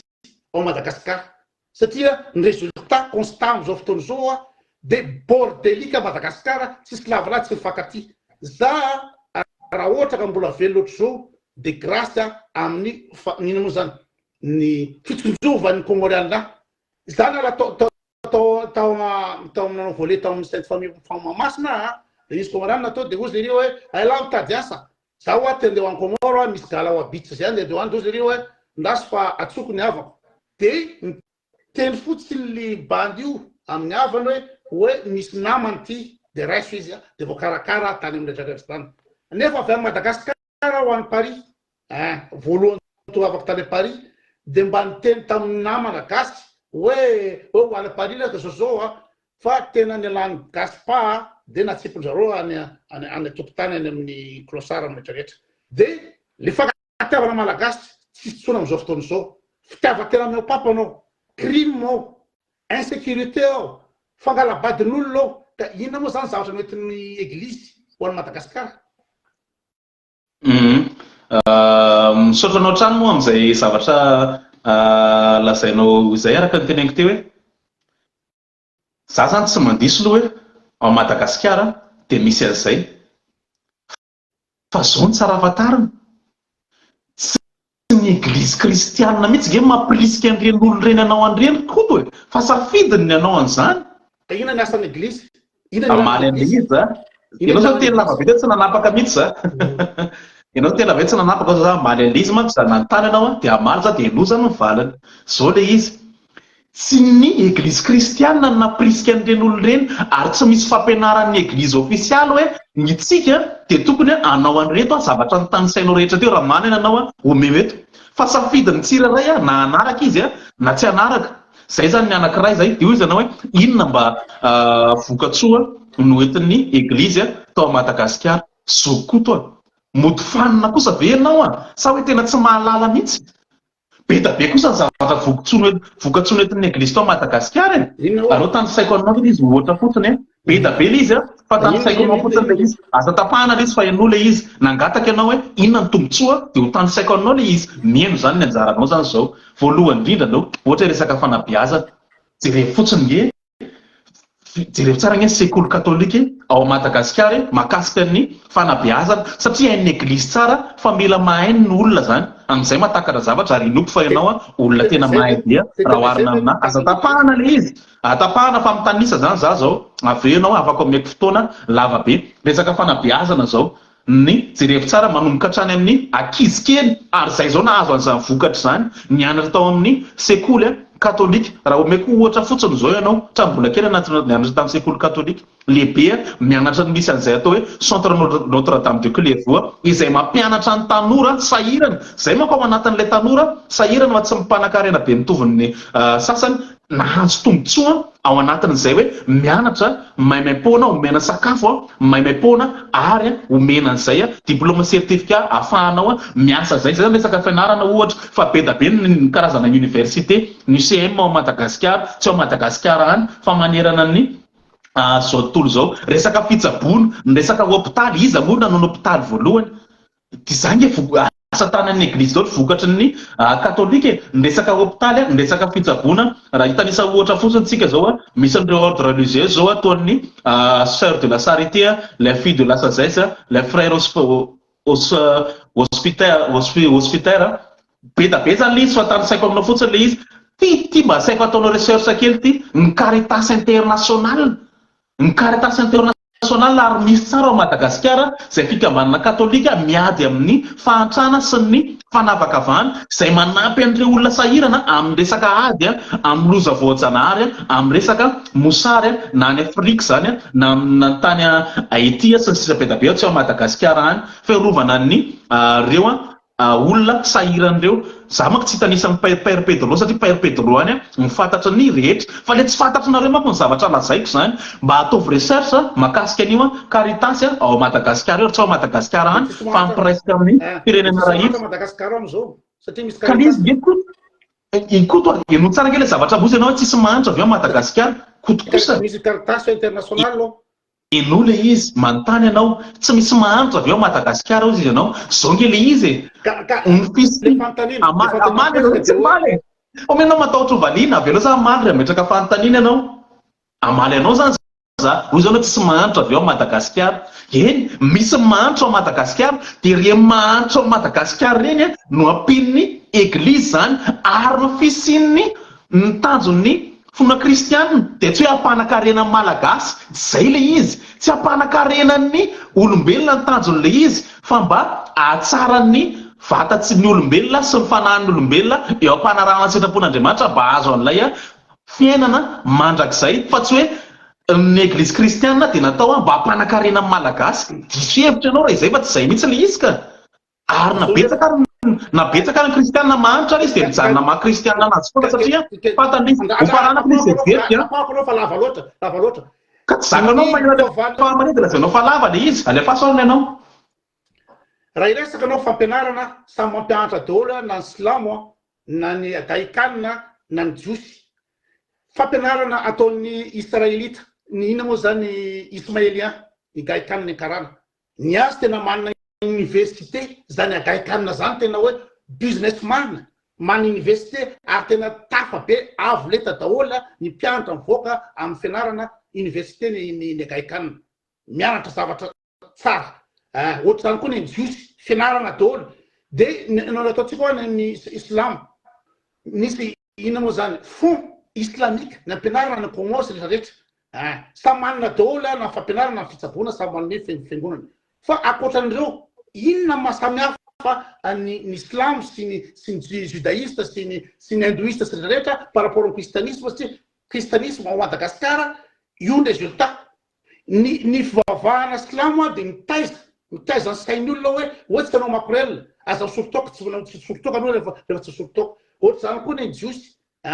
dia ny kristiana inona zavatra mba noentin'ny kristiana Madagasikara akoatra ny sekoly satria sekoly mana université enjana ny agaikana mana université enjana ny silamo mana université enjana ny jiosy ary jiosy ngambany no mahay indrindra amin'ny ina moa zany amin'ny eran'izao tontolo zao Einstein jiosy ireo ina moa zany banky eretrretra zao Rothschild rehetra jiosy daholo reo ka tsy resaka fampianarana mihitsy entinao amiko satria nampianatra ny katolika fa ny nampianarana katolika satria don reo ao Vatican dia omen'olona don dia rehefa manomen'olona don dia manao hôpital reo dia manao fampianarana fa ny objectif an'ireo inona ny objectif an'ireo andeha misaina ny gasika ahafahana manao zay tiany ataony amin'izao fotoana izao inona mahasamy hafa ny firenena kristianina voasarana ka sy ny firenena hafa zareo Algérie sy am'izana tany frantsay na Maroc aiza Algérie aiza Maroc inona mahasamy hafa reo amin'ny gasika satria reo mana fivavahana hafa ary reo tsy manaiky bodon'ny olona an'izay tena naovana azy fa ny Algérie zareo naovany Algérie fa humilier ny algérianina frantsay amin'izao fotoana izao Macron humilier any Algérie ny firenena rehetra tafiala amin'ny la France amin'izao fotoana izao Mali silamo reo Burkina Faso Gabon Tsad Niger any amin'ny désert Sahel rehetra silamo dolodolo reo dia tsy azon'ny olona bodona ny fananana tsy azo olona ambakana oatra malagasy fa inona mahasava gasy amin'ireo firenena rehetra reo fivavahana na isinao mampianatra ke masinda Bosco ny ampianaran'io masinda tsy haiko ny ampianaran'ny katolika cadreny ny olona anaiky les sort hoe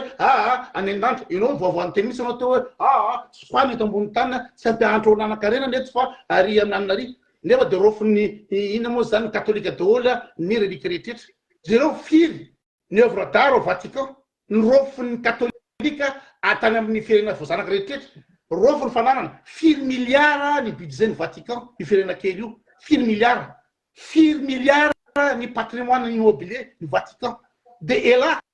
kristianina ela milaza kristiana za katolika be ka tsy raha manenganiny amin'izao Madagasikara io fa raha ohatra ka ny fivavahana hafa ataontsika hoe agaikana ny agaikana dia manome fond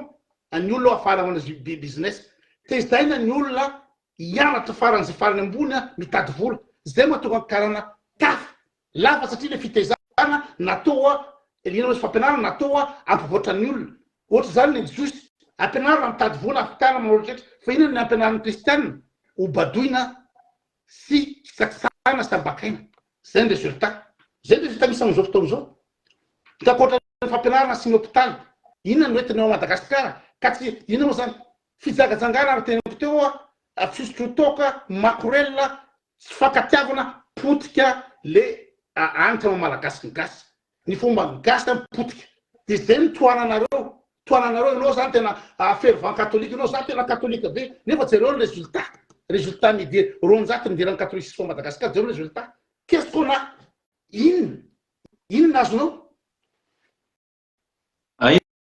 vitany ianao zao navelako ny teny malalaka tsara mihitsy tsy manapaka anao za atsaiko tsara ianao amaolon-dehibe anao dia manaja anao za dia raha mba miteny koa za dia mba hainao koa le zavatra lazaiko manontany ianao nefany tsy hainonao le valiteny omeko manontany ianao ina voka-tsony noentin'ny katolika mitanisan'le izy dia tapahanao malaky le izy fa lazainao alava loatra normal na lava loatra le izy satria nahoana betsaka loatra le voka-tsy hoentin'ny eglizy dia tsy maintsy tanisaina le satria agatahanao tapahanao sady le izy tapahanao sady le izy aza matahotra ny voan fahamarinana ianao fa mila miheno zany ianao tahaka ny loko anao ianao zany loko ianao fa olona intelligent be olona misokatra tsara tokony mahay meny ny hafa zany ianao ao anatin'ny ady hevitra ohatran'izao zay zany aloha voalohany indrindra manarakaraka an'izay efa nitany saiko le izy rehefa nitany saiko indray le izy tsy vita ny tapahanao le izy fa tsy hainao hatramin'ny farany le izy dia lazainao indray hoe akoatran'ireny matoza misy le akoatran'ireny nisy zany le izy fa ratsy ve zany ratsy ve ny fampianarana ratsy ve ny hôpitaly ratsy ve ny fanampiana ny sahirana hoy izany hoe inona ny mahasamy hafa ny reo sy ny musulman meko ampiatrahako fanontaniana nao mameza hoe ohatra hoe ry zokoto hoe kristiana katolika nandeha nianatra tany amin'ny sekoly musulman fa jerevy nefa fa maro be ny olona musulman mianatra amin'ny sekoly katolika inona mety mahatonga zay be da be ny olona tsy katolika fa mandeha manenjika makany amin'ny sekoly katolika satria nahoana tsara ny zavatra omena ao anatin'ilay fampianarana zay zany mila inona zay ratsy ary ve fampianarana satsara e iza nanao ny hôpitaly voalohany hatramin'izay tsy ny eglizy ve ary ataovy recherche ao le Caritas fa be da be ny zavatra ataon'ny eglizy ao anatin'io Caritas international io tsy haiko na efa heninao zany fa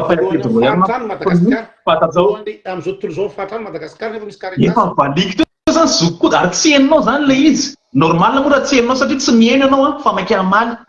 efa mivalika teo ianao ny anton'ny finoana kristianina tsy hoe mba hampanankarianan'ireo kristianina na mba hampanankarianan'ireo olona reo zany tsy zay le izy anababon'ireo ny tapahanao le izy tapahanao foana le izy tenenanao dia aveo mamaly satria tsy tiako manapateny olo dehibe tenenanao dia valika ianao aveo inona zavatra lazainao io misy ny tena commentaire io lila io exploitation zao fa tsadirany commentaire tsy questionao zao raisiray eto face à face tsika zao ajanony ihany ny commentaire raha itenanao dia mitenena maiko fitenenana raha tsy tenanao ianao le zavatra lazay fantanina petrako dia zao inona ny tombotsoa azony gasy amin'ny fandalana sy fanompona ny fivavahana kristiana satria feno atranakabone ny eglizy ao Madagasikara ao mitenanao fampianarana foza fampianarana samy manana fampianarana daholo na ny silamo na ny hindoiste na ny judaisme ary fampianarana amin'ireny ara no matafita ambony ny jiosy matafita ambony ny karana matafita ambony ny silamo itsika hoe ina mo mahatonga ny Maurice manan-karena lavitra no Madagasikara nefa ny Maurice kely tsisy ressource io satria ny olona ao dia indony ao mana fivavahana hafa ao ka le fampianarana hoentin'ny kristianina mihitsy na ny mission katolika no tsisy lavanazy zareo ny karana ao Madagasikara prospère dao ny karana satria ny karana manana fianarana ireo agaikanina reo zany agaikanina zany tena chef spirituel ambony zany mampianatra business zany mitaiza ara-panahy zany mitaiza miresaka vertu kenao milaza fampianarana c'est de la merde ny fampianarana hoentin'ny katolika raha mihoatra an'ireo fampianarana hoentin'ny jiosy setrehetra d'ailleurs ny meilleur physicien rehetraretra savant rehetraretra de jiosy satria fampianarana ny judaïste fa ny fampianarana katolika atao anambanan'le gasy atao anapotika le gasy nareo ambany misy Masombavy Thérèse misy Masinda Bosco misy ny zao pitehana le ina moa zany le fampianarana katolika pitehana le magasy ny gasy pitehana le fomba lazany lazaina fa manompo samy de reo rehetraretra reo misy objet zay izy ivavahan'ny olona any amin'ny jungle lazaina reo manompo samy raha manao amin'io de rehefa ariny reo de rofony de any Vatican firy ny œuvre africain masque africain ny Vatican am'izao fotoana zao ka zay le izy afaka miteny anao nametraka fanontaniana za hoe maninona mba tsy jerevanao hoe fa maninona inona mahatonga an'ireo mpino musulman izay mandeha makany amin'ny fampianarana katolika nefa izy manana ny sekoly tsy variana moa le izy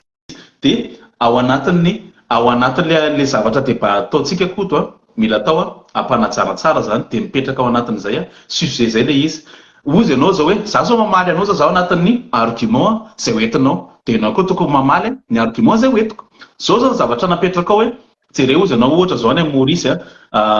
manina izy manan-karena no Madagasikara satria hindoa ny any aminazy fa neto Madagasikara fihavana kristianisme izay tsy mampanankarena ny gasy zokoto ianao intelligent be kosa ve dia tsy tokony atakatra an'izany hoe tsy hoe age ny fisian'ny fivavahana hindoan'ny Maurice mampanankarena anazy na hoe no ny fisi ianao le izy na hoe no ny fisian'ny fivavahana kristianisme ao Madagasikara mampahatra amin'ny malagasy. Tsy izay angely izy rikoto hoe fa noho ny fahaizany mpitatana sy fitondrana ao anatin'ilay mitondra an'ilay firenena. Raisitsika ohatra zao, za manko niasa tany Maurice. Maurice zany nge zokoto ka mbola kely noho ny Antananarivo e. Zany hoe vitsy ny vahoaka fehezina, mora mpitondra, mamea sy mampandrosa an'ilay firenena. Tsy noho ny fivavahana iandoha fa noho ny fahaizany mpitondra mampandrosa an'ilay firenena ao Madagasikara kosa. Ohatrany ahoana? Gezy Madagasikara betsaka ny vahoaka. Tsy noho ny fisian'ny fivavahana kristianisme ao Madagasikara mampahatra malagasy, fa ny tsy fetezan'ny mpitondra na tsy fahaizana mitatana an'ilay firenena. Ary tsy ny Eglizy Katolika ingeny mitondra Madagasikara. Aza fangaro zany ny fitondram-panjakana izay tokony hampandrosa an'ilay firenena sy ny fivavahana kristianisme. Ary averiko fanteliny izay tsy mety azonao mihitsy hoe ny fivavahana kristianisme angery koto ny tanjony dia tsy hoe atao ampanankarenan'ny olombelona. De zay no mavo azy. Azatapahana le izy. Mavo azy. De andraso teny am'izay. Zay tsy ary tena vo mihitsy. Zay tsy vo. Ozy ianao hoe ohatsy ny fivavahana. Inona no mahasamihafa samy zanatany frantsay tsy manaiky lembenana ny algériana, tsy manaiky lembenana ny tany malifa nandaka la France, tsy manaiky lembenana tany Gabon, tsy manaiky lembenana tany Sénégal, tsy manaiky lembenana Niger, tsy manaiky lembenana Tchad. Silamo daholo reo. De inona mahasamihafa andreo gasy? Manino gasy manaiky lembenana, manino gasy manaiky samila amin'ny tapon-doha. De reo karana. Ina moa zany ao Inde niditra tany ny vazaha, de niditra tany Vietnam koa nge vazaha. Ny katolika no noentin'ny vazaha ino nanjanahana ny Vietnam katolika. Le Vietnam du Sud katolika, de Vietnam du Nord zay ino moa zany bouddhiste. Inona nahafaka ny Vietnam tamin'ny fanjanahantany? Ny bouddhiste.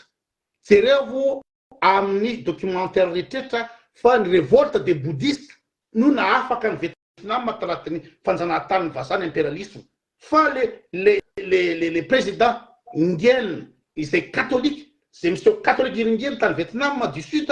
de niara-petsapetsa amin'ny amerikanina. De rehefa kristianina ianao de azon'olona baboina ny taninao, rehefa kristianina ianao de azon'ny olona atao izay tiany atao. Tsisy afa-tsy ny fototsarana kristianina no mahatonga ny any. Zareo ina mahatonga ny iza moa i Rwanda nanidy église. Nidiny Paul Kagame daholo l'église rehetrarehetra satria fantatry Paul Kagame fa reo église reo no fosotra tsy mampandroso, reo fototra mampahantra. Paul Kagame ne anisan'ny leader enjany indrindra amin'ny Afrika. Izy no ambony indrindra ka manino izy manidy église. Tsy takanao ianao olona intelligent, ianao olona jeune intelligent, tsy tanao hoe samihafa zany. Na samyreo samy zanatany frantsay reo Mali, Tchad, Burkina Faso, Gabon, Niger, silamo daholo reo afaka nandakany Macron. Fa Macron rehefa tonga Madagasikara de maninona? Mampibotsaka patalony Andry Rajoelina, mandady ny gasy rehetrarehetra. Ohatrany mahita Andriamanitra mahita ny Macron satria ny kristianisme de nitondra hoe zany Andriamanitra Jesosy zany iny effigie. Sarany Masinmarino bolongam-bato ataonareo iny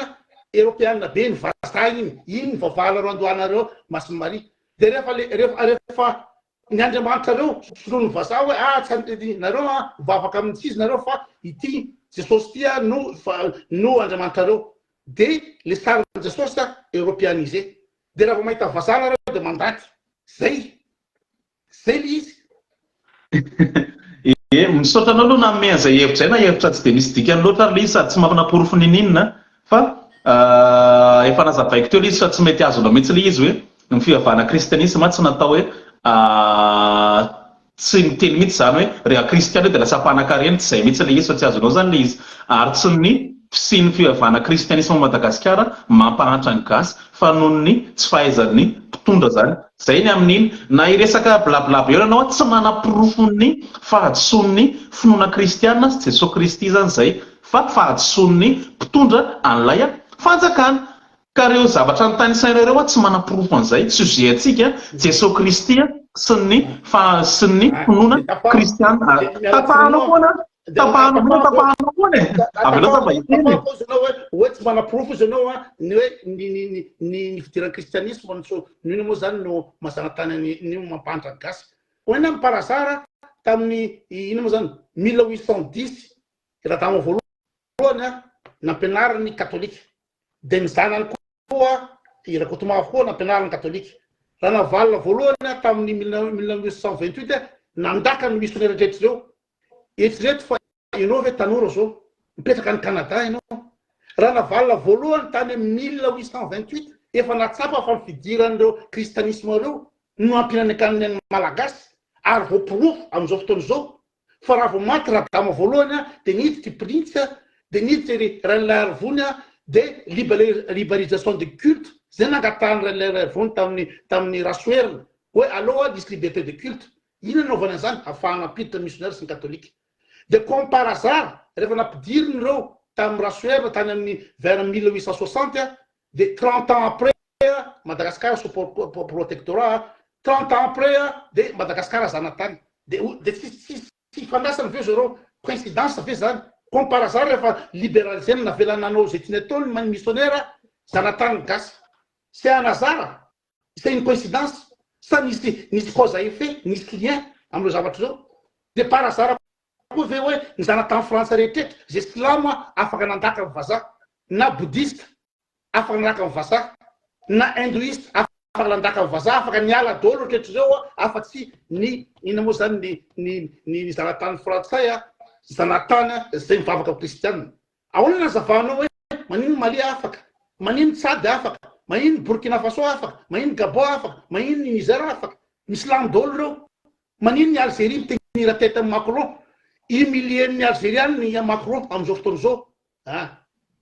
inona masama fandreo favahany ary maninona ny josy matanjaka indrindra rahatany maninona ny josy matanjaka indrindra zany inona masama fa ny josy amin'ny inona moa zany olo-lafa ny atidoa ianao inona moa zany mahafantatra tsara fa nataon'Andriamanitra mitovy ny atidoa dia maninona ny josy mireusir amin'ny fiainany satria le fivavahana no mitaiza ny olombelona ny fivavahana no mitaiza ny inona moa zany personnalité ny olombelona ka rehefa tezaina amin'ny fivavahana manenganiny ohatran'ny kristianisme io mana Madagasikara dia zao boretaka tay boretaka zao malagasy zay le izy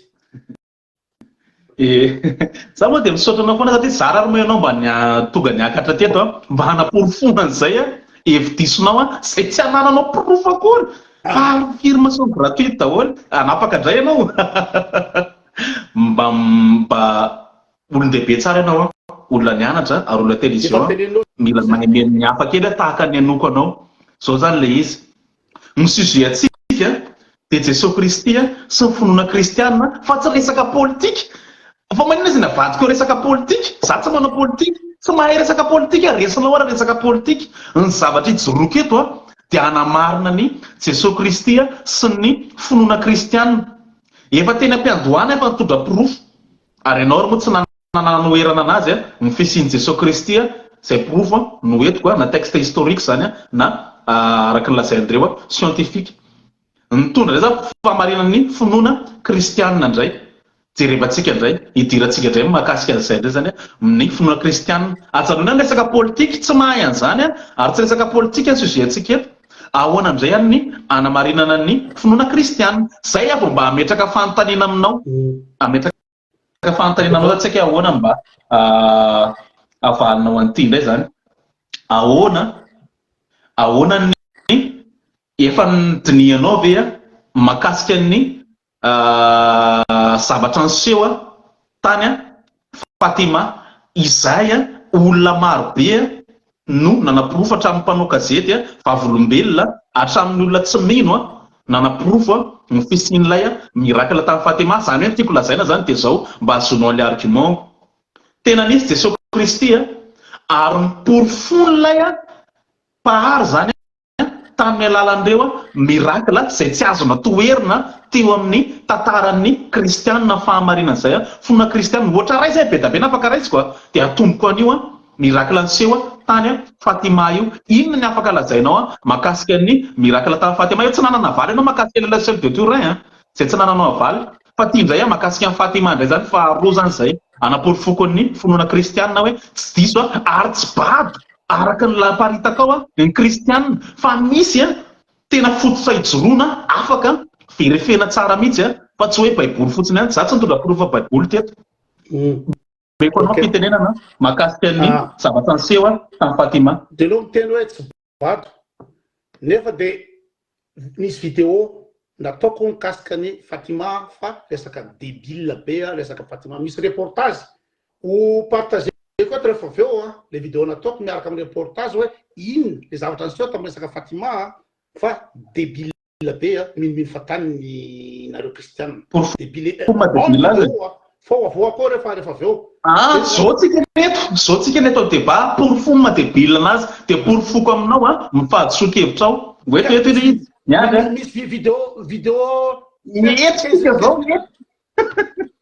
hoe teto le izy miandro za sy mpanaradianao hoe teto pour fomba débile anazy fa pour foko aminao mahadiso hevitra anao anefa fa miandry anao tahaka ny nametrahanao fanontaniana anaty eo ny ametrahako fanontanianao oeto zao zany tadiavinao zany za eto zany hitondra le reportage argument anao ny rasako inona ny argument zao ateko fa ny scientifique manana zany ianao fa resaka eto le resaka Fatima scientifique nanaprovao zany misy ao anatin'ny reportage mivoaka télé mivoaka amin'ny YouTube ao reportage alaina vidéo mihitsy fa resaka eto le Fatima de zao ianao mitena misy fagagana comme par hasard ianao zany mino fagagana fa nisy ina moa zany manalatsaka avy any an-danitra de fagagana koa mino anao fa ny sokafany Mosesy tamin'ny ina moa zany tehana ranomasina ranomasina mena de mino anao fa ina moa zany nandeha ambony ina moa zany ambony rano Jesosy zany de mino koa anao fa tonga ny anjely avy any teny amin'ny Masiny Maria fagagana ndraiky zany comme par hasard ndraiky zany tany amin'ny fotoana taloha tany am'izao fotoana zao tsisy manalatsaka ny vadany an-danitra am'izao fotoana zao tsisy fagagana ninina am'izao fotoana zao fa tantarain'olo zany de mino nareo de Fatima koa de mino koa ianao nefa misy reportage scientifique dokotera tonga nandeha nijery feon'ny Fatima le hoe lazanareo fa misy devoly hoe miteny am'izay fiteny hafa ana de satria ony nisy aretina i Fatima ato ny gorgeny ato misy fahasimbana de miteny izy kala tsofakazy le resaka kala tsofakazy tsy hainao kory kay le zavatra lazaiko hoe tsy hainao kory le zavatra lazaiko kay le Fatima fiseho Masina Maria tany Fatima zay zany le izy tamin'ny 1917 le zavatra niseho zany azafady kely namana koto hitanao tsofakazy le resakitsika mialatsy indrindra za fa tsy azonake le zavatra resahako hitako ianao tsy mana argument noerana an'le izy de manao olo sujet aza tapahana izy ianao le izy de revinao ke le izy fitiniko aminao le zavatra nitranga tany Fatima de avy eo ianao mamaly afaka mamaly lava be ianao avy eo fa ny angatahako aminao azafadrira zokoto aza tapahana aloha le izy fa avy eo ianao metrahako fanontaniana mahakasika an'ilay zavatra tranga tany Fatima mety ao arameny zany ianao am'izao de pianao ny micro anao zao le zavatra nitranga tany Fatima raha ohatra hoe fitiniko zany le izy zavatra tany Portugal le izy nisy ankizy anankitelo zany nisy ankizy anankitelo ankizy latsaky ny 10 taona izay niseho tsy fantatry eo ankizy kely hoe izy ary olona miseho aminazy io fa madama moa fihetsony zareo anazy ankizy latsaky ny 10 taona zany nanomboka tamin'ny 13 mai zay tamin'ny 1917 zany de avy eo am'izay io madama io an'izay namea nampitondra hafatra andreo ankizy anankitelo latsaky ny 10 taona reo zany nisy secret anankitelo nilazainy io madama io zay Maria moa zany le madama fa madama fiantson'ireo ankizy anankitelo anazy ankizy latsaky 10 taona hoa io de jerevy tsara le izy ny zavatra lazainy tao anatin'le izy mahakasika ny deuxième guerre mondiale zany hoe mbola tsy nitranga zany le deuxième guerre mondiale io mahakasika ny deuxième guerre mondiale de mahakasika ny papa zay nisy tirtrimo de mahakasika ny Russia ny secret faharoa ny papany fantelony zany de ireo secret anankitelo reo tsy nilazay moa le secret anankitelo fa nilazainy zareo tany ray aman-dreniny sy tao amin'ny eglizy hoe misy azay madama zay zany seho zareo tsy nisy nino an'zareo na ray aman-dreniny arany tsy nino anazy fa nandeha fotoana fa tenen'ny madama io zareo hoe isaky ny 13 nanomboka tamin'ny 13 mai zany io tamin'ny 1917 hoe makanesana reo tamin'ity toerana ity dia avy eo tonga ireo ankizy ireo fa potra tamin'ny foana le masina amin'iresa manome hafatra dia betsaka ny tsy nino anazy. Avy eo amin'izay le izy niteny an'izay le madama zany le Maria amin'izay hoe aneo fahakagana eo amin'ireo zay an'izay nolazain'ireo ankizy amin'izay zany. Dia tonga an'izay tamin'ny 13 octobre 1917 zany. Betsaka ny spin teo, misy dokotera araka ny teneninao teo, misy scientifique teo, misy olona karazany be da be tsy kristianina spin aty misy koa moa kristianina mazava ho azy fa reto sasany reto izay tonga manokana mihitsy mba handrabiraby tahaka ny ataonao ny kristianina amin'izao sy anala baraka ny kristianina zay reto kristianina reto vao afa baraka. Fa ahoana nefa ny zavatra niseho tonga tamin'ny 13 octobre 1917 tena niseho le zavatra fahagagana lazainy teo aloha izy io amin'io fotoana io zany. Inona le zavatra nitranga tamin'izay? Masoandro io miovaova couleur tahaka ny arc-en-ciel ary zay moa fihetsony zareo anazy tamin'izay hoe danse de soleil, hoe le masoandro zany mihetsiketsika tahaka an'ireny mandia ireny. Dia zao anefa le izy talohan'io fahagagana io avy be mihitsy ny orana be da be vavolombelona nomeko anao le proof avy eo le source avy eo avy be mihitsy ny orana talohan'io fahagagana io. Fa avy eo tenen'ireo ankizy an'izay le olona hoe piony elonareo ahoanan'izay. Avy eo rehefa mipotra an'izay le miraka le danse de soleil dia ahoana tonga dia maina daholo le olona le akanjon'ilay olona dia avy eo mifantana petraka zany. Avy eo ao aorianana amezako le source hoe ahoana ny anazavainao anio miracle anseho tany Fatima io meko anao le source. So dia avy eo maka lazainao fa hoe lazainao fa hoe zavatra tsy nisy zany na ohatrany ahoana mpanao gazety tamin'izay olona tonga tamin'izay aloha olona efa maherin'ny fito alina ny tonga nanatrika an'izany zavatra niseho zay. Ny gazety tamin'izay gazety Sekulo avy any Portugal moa zany, Portugal gazety miparitaka tamin'ny zay zany hoe gazety zany nanamarina an'ilay izy ary misy olona tsy katolika izay nanoratra boky mihitsy mahakasika an'io ny anarany jereo kely ny anarany ny anaran'le boky true story of Fatima ny anaran'le izy John de Marcy. Afaka verifieny rehetra zany afaka verifiena zany anaran'izay. Dia zao zany nilazaina an'le izy nisy vavolombelona teo fito alina olona tsy pino mpanao gazety teo misy mpanao politika teo ary be da be zany vavolombelona fa tena nisy le zavatra niseho ka hoe ahoana nilazanao an'izay tsy angamo zany fa zavatra tena nisy ary misy source milaza manamarina anazy. Afaka miteny lavabe ianao manoloana an'izay. I Andriamanitra iny moa zany niseho tamin'ny nakan'zareo israeliana natao iny moa zany ampita hafatra israeliana. Zao ndray da any amin'ny Portugal ndray le Andriamanitra no niseho Avasiny Maria no niseho any Portugal et de deux. Raha ohatra moa zany Andriamanitra no anao io zavatra io dia maninona misafidy ankizy any Portugal izy ampisehoana le zavatra sasany zany. Andriamanitra kera mahay fahagagana azo natao koa naseho tany ikongona tany Amboasary Atsimo. Dia zavatra nitranga pourquoi any Portugal. Dia zao raha ohatra ka tian'Andriamanitra hoe ino zay nisy vidéo ve tamin'ny 1917 teninao teo tamin'ny andron'ery Sarroa efa nomboka nisy sary manana sary ve ny feoson'izany zavatra zany.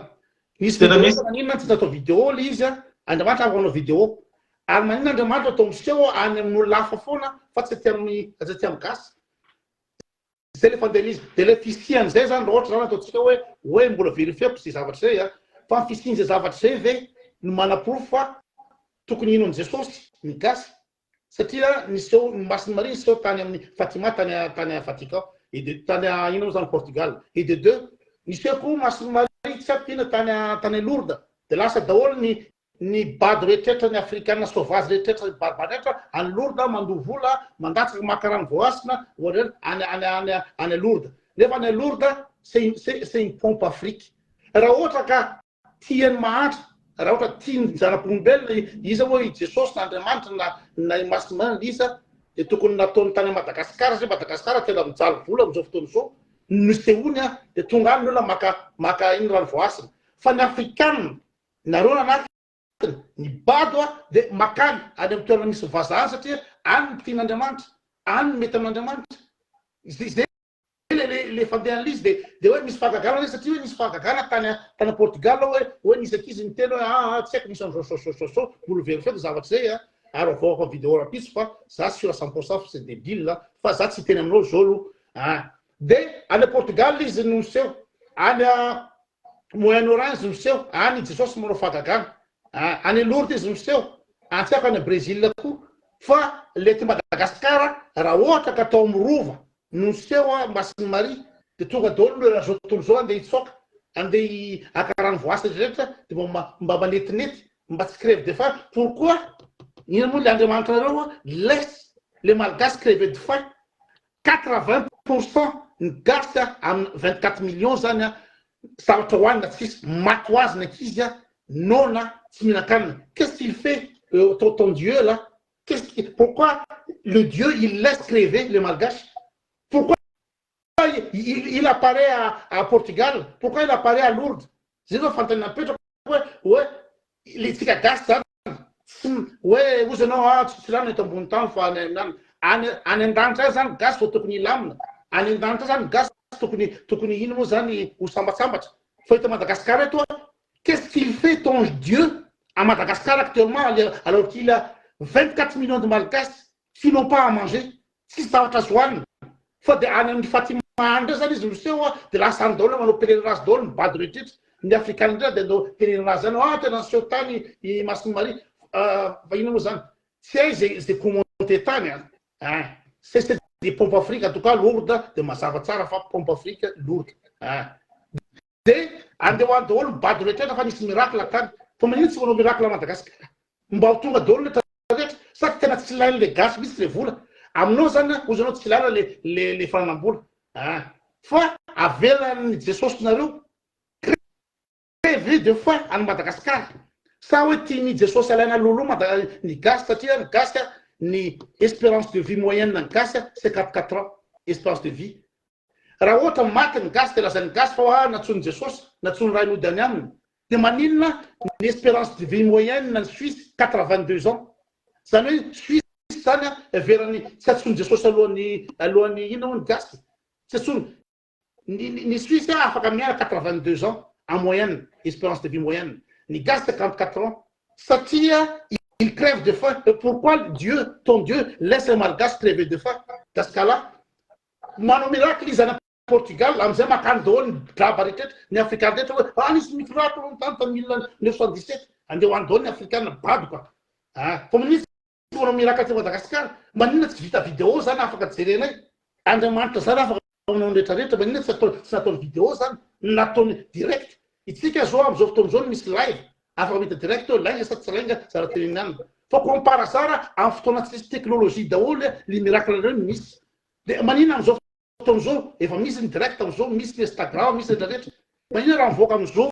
le Andriamanitra nareo? Sa tsy mety amin'Andriamanitra le mivoaka hoe mandefa Masiny Maria any ambony rahona izy amin'izao fotoana zao tsika manana direct afaka mijery daholo. Fa ny dikan'izany fa ampiasonana zany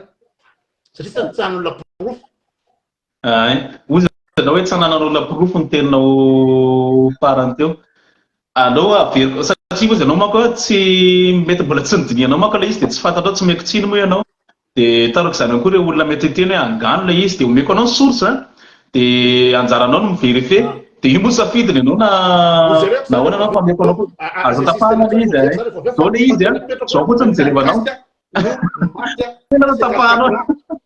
Nteny ela be anao za tsy manapaka anao dia za hoe miteny kely izy le miracle ojereko zay rehefa avy eo ka omeko sotra mba ahafahanao mijery an'ilay izy sy ahafahan'ireo olona ihany koa mijery an'izy izay mieritreritra hoe angano ilay zavatra lazaiko. Dia zao ilay izy zavatra rejerevanareo zany miracle tamin'ny Fatima tamin'ny 1917 zany ilay izy ary misy vavolombelona 7 alina tamin'izany izay nolazain'ny mpanao gazety malaza mivoaka tamin'izany Seculo izay manamarina an'ilay izy. Misy ihany koa izay manamarina ihany koa nataon'ireo olona tsy katolika maro be zany izay olona samihafa zany. Misy zao Dr José Almeida Garrett mpitsabo nanatrika zany. Dia avy eo ihany koa Avelino de Almeida lehiben'ny gazety lehiben'ny foben'ilay gazety zany izy zay olona tsy katolika de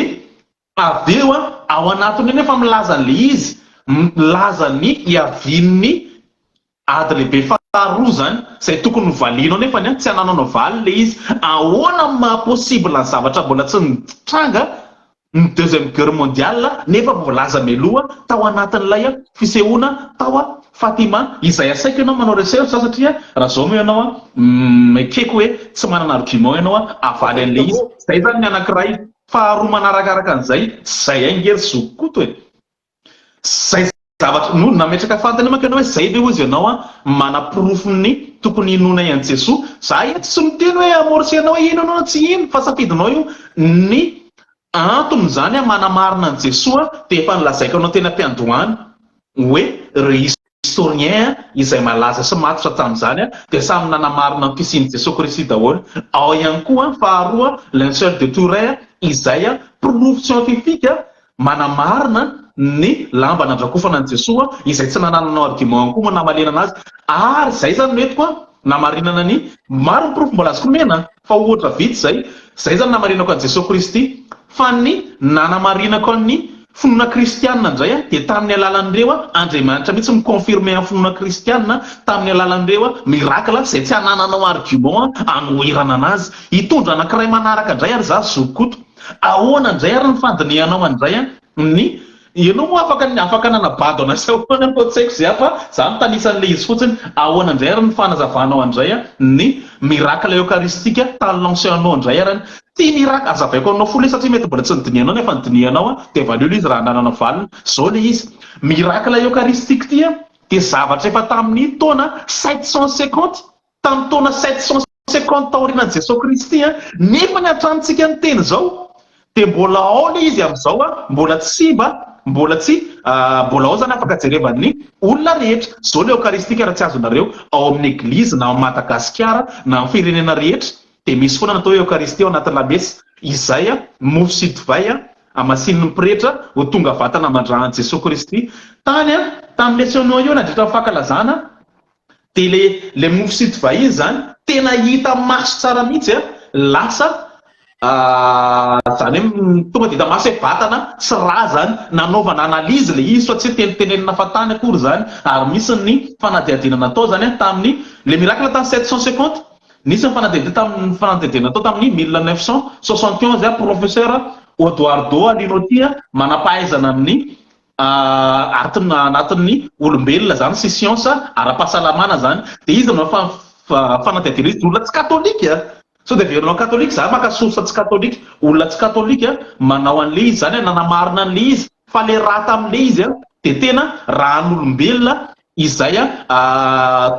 tipa abe moa zany le izy dia jereva sara izy zokoto ilay raha tamin'le izy dia mitovy an'le raha nanaovana scientifique fanadihadiana any tamin'ilay linceul de Turin ahoana ny anamalinao an'izany fahamarinana tsy azo laviny zany inona ny avalinao an'izany makasika an'ireo linceul de Turin sy ny miracle eucharistique tamin'ny Leociano izay voamarin'ny scientifique fa tsy namboarina na hoe nampiana zavatra hafa fa tena avy amin'ny zavatra tsy vitan'ny scientifique zany manazava anazy fa avy amin'ny ery hafa zany ny aviany zay ahoana nazavana an'izay zay manaprofo ny finoana kristianina anao micro ahoana fomba anazavako an'izany zao ahoana fomba zaka zao zany afaka mamary fomba manazava zao fa raha ohatra anao miteny Fatima dia eto fotsiny ina moa zany intelligence artificielle fotsiny miteny hoe l'apparition de Fatima sont un sujet de controverse zay misoratra io et la véracité du miracle du soleil contestée par certains io dia io zany ina moa zany olona manampahaizana anao le za terenao hoe source milaza an'izay tsy manana élément ahoana ny source milaza an'izay fa dia zao amanina tsy valinao hoe maninona ny gasy 50 zao mamaly aka tsy valinao le hoe maninona ny gasy zao mamaly ianao zao mamaly makasika le linceul de Turin sy ilay miracle eucharistique tamin'ny Luciano ianao zao mamaly le Fatima efa tsy nananao valiny efa naverako any tsy nananao valiny ary meky source ianao zay lazain'ireo mpanao gazety ianao zao mamaly an'ilay linceul de Turin sy ilay miracle eucharistique zay raha pitso valiko aminao zao hoe débat iady rapitso efa tsy hitanao ke avec élément zany amanany zany zao za ve naka échantillon le sel de Turin ve za ve nanao datation carbone 14 an'izy za ve nahita an'izy magnina zany terenao amaly an'izy zoko toa hitanao entrapaquet fotsika dia mitenenao isy documentaire de tsy maintsy misy manapahaiza rehefa nanao an'io de avoako aminao Fatima iny tapy kely amin'ny ina moa zany Google fotsiny de fa hitako fa za tsy nanana élément inina ahoana moa enao nge mino fatany enao ne mino fatany zavatra tsy anana proof enao documentation anao hoe zanao tena marina mihitsy sososo oetiko aminao proof raha fa satria enao nanao documentation za terenao enao miteny hoe ohatra zao anao zany teninao hoe tena sokafany Mosesy tamin'ny tena ny ranomasina mena de ina ny contrat document sisa tanisa za mihitsy teo ka zay mihitsy nentinaporofona teo ina nena valiko anao am'zany ina no valiko anao am'zany hita zokoko azafady nge azafady ndrindra tompo azafady ndrindra zany hoe miteny zao teny anao teo ina tsy valinao le espérance de vie gasy satria ny olona maty de natsony Jesosy odany aminy de ny gasy comme par hasard c'est 4 ans ny âge moyen ina espérance de vie moyenne ny gasy fa ny Suisse 82 de ny gasy ve zany tiany Jesosy kokoa ho atsony mialoha sa inona nanazavanao zany averenkely fantana tsy azoko tsara ny tianao tenena averenkely azafady espérance de vie moyenne ny gasy dia 54 ans 54 ans zany en moyenne ny gasy de maty ozy lareo raha maty ny olona de natsony raha odany aminy natsony Jesosy odany aminy de ny Suisse fa ny espérance de vie moyenne efa atao statistique de 82 ans ny Suisse vao maty de ny Suisse ve zany natsony Jesosy taratara kokoa sa misy explication hafa kotoa zay ve ny argumentanao tsara indrindra avany aminao ve sa hoe valiko anao tsy maninona za manko ny andry argument tena hoe mba mafimafy avy aminao androany fa zay moa zany ny argument avy aminao de valiko anao tsy maninona kotoa be da be nge misy zao ny gasy misy mbola kely ary de efa maty misy tanora misy olon-dehibe zay zao nanana fianakaviana zao efa manakaiky ny 100 taona izy zay vao maty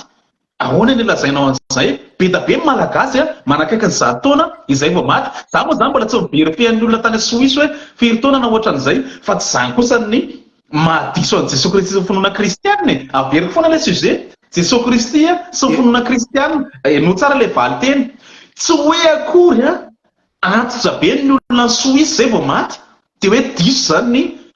fisiany Jesosy Kristy sy ny finoana kristianina mba argument mamavesabesatra kosa hoentina mahakoto anao nalalan'ny olona anao rehetra hatramin'izay olona tena intelligent ary olona tena mana argument mavesatra valiko le izy za ndray nametraka fanontaniana anao ka rehefa maty ve i Jesosy Kristy no miantso sa ahoana ny anazavanao ny fahafatesana rehefa maty Jesosy Kristy de maninona rehefa maty ny olona de natsony ray odany aminy ve vao tonga ny ina moa zany ny andro fahatesana satria programme Jesosy ny programme an'izy ho maty ny olona anankiray tsisy kristianina ny teny an'izany zany hoe programme zany hoe programme ho fatry amin'ny zao tsisy ny teny an'izany zany zavatra lazaina ihany zay zany resahana fa za miresaka zavatra aza mamorona zany tsisy ny teny an'izany ina zany lazanao mikasika fahafatesana ho natsony Jesosy sa tsy natsony Jesosy natsony Masiny Maria ny olona anankiray mato maty taizara nisy ny teny an'izany efa mila koto mamorona zany anaty debaty iraiky tena mamorona zavatra tsy misy ohatran'izany zao no ny tsara fatarinao hoe fahafatesana ve natsony ray nodany aminy zay no hitako matetika ny olona anankiray maty tsisy olona maty raha tsy amin'ny andro rozy nareo ka ny ina moa zany hoe rehefa misy olona maty hoe natsony ray nodany aminy ka natsony ray nodany aminy ve ny olona maty aminao sa ahoana ny azavanao azy rehefa maty ny olona anankiray de izy zany ny anjara androny na fatesany fa tsy hoe natsony ray nody aminy ahoana moa na ohatra zany tsy misy fampianaran'ny eglizy mampianatra hoe zao manko ny tsara fatarinao ianao zany raha mahita fairapara ianao de olona no manao an'ireny arakarak' izay tiany atao eo de raha misy ahoana fandehan'ny fahafatesana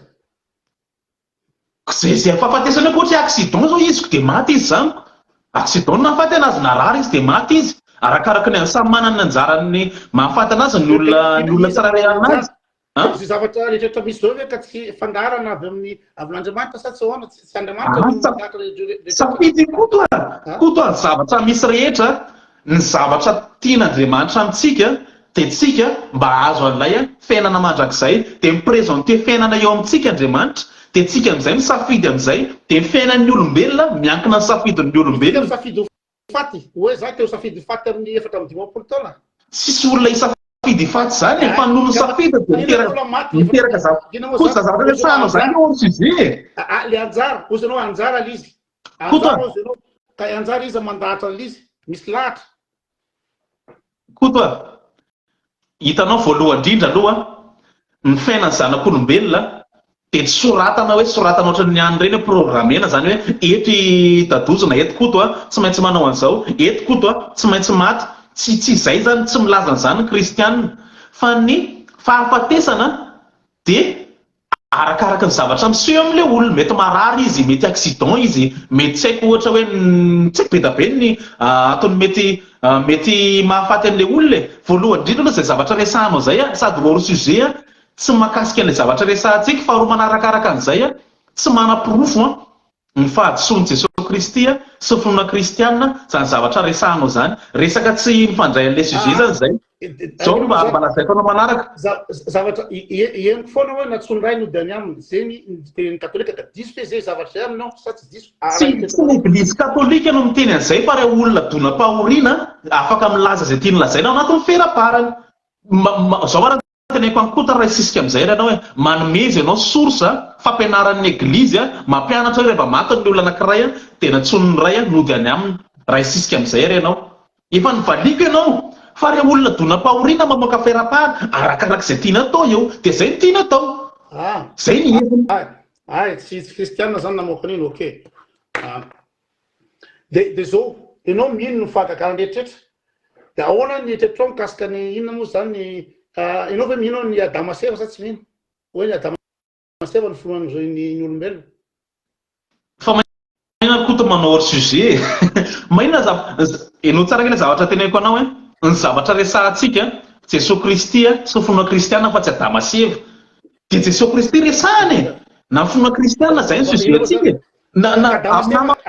Seva ke ina moa zany ozy anao miteny hoe Andriamanitra ozy anao ny safidy ny Jiosy ombofidy ampitainy ny afatra. Dia ozy anao anatin'ny baiboly misy ten'Andriamanitra misy ten'Andriamanitra ka manontany anao hoe resaka Adama Seva ao anaty baiboly nahitana anazy ao amin'ny Genesis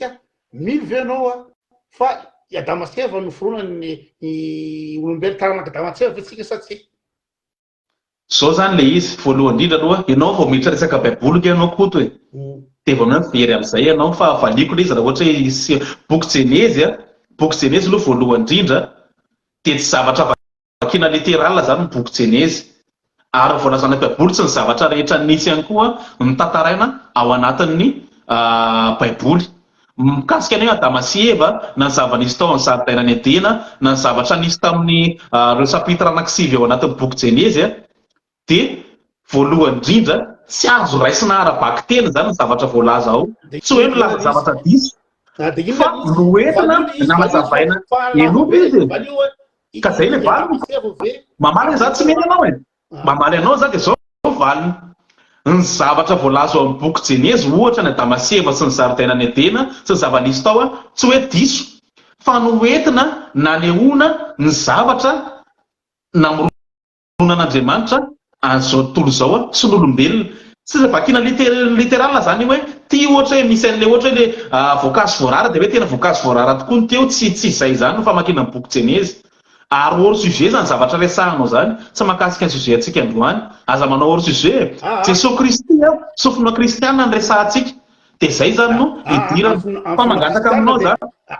Finoana kristianina dia ino moa zany tsika zao taranaka Adama sy Eva zay ny finoana kristianina fatako ary anaty baiboly zany. Dia manontany ianao tsy inona manana fahalalana sy manana argument be dia be mikasika ny inona moa zany finoana kristianina sy ny baiboly dia manontany ianao hoe moa ve itsika izao taranaka Adama sy Eva. Koto miteny ianao raha tsy manana argument intsony fa aza mamadika sujet manao hors sujet zavatra tsy hors sujet zany afaka manao débat manaraka zay tsika mahakasika na Damasio fa androany mahakasika ny Jesosy Kristy sy ny finoana kristianina zao le izy so ndrena mazavaiko aminao manaraka indray resaka Damasio zany tsy miditra zany fa resaka hors sujet zany tsy voavalinao le izy tsy maninona tsy voavaly tsy maninona tsy voavaly fa raha sujet tsika zany miteny hoe baiboly napitan'Andriamanitra tamin'ny Jiosy Abrahama sa Mosesy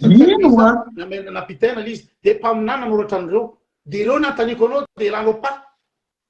kotoa efa mivaliko ianao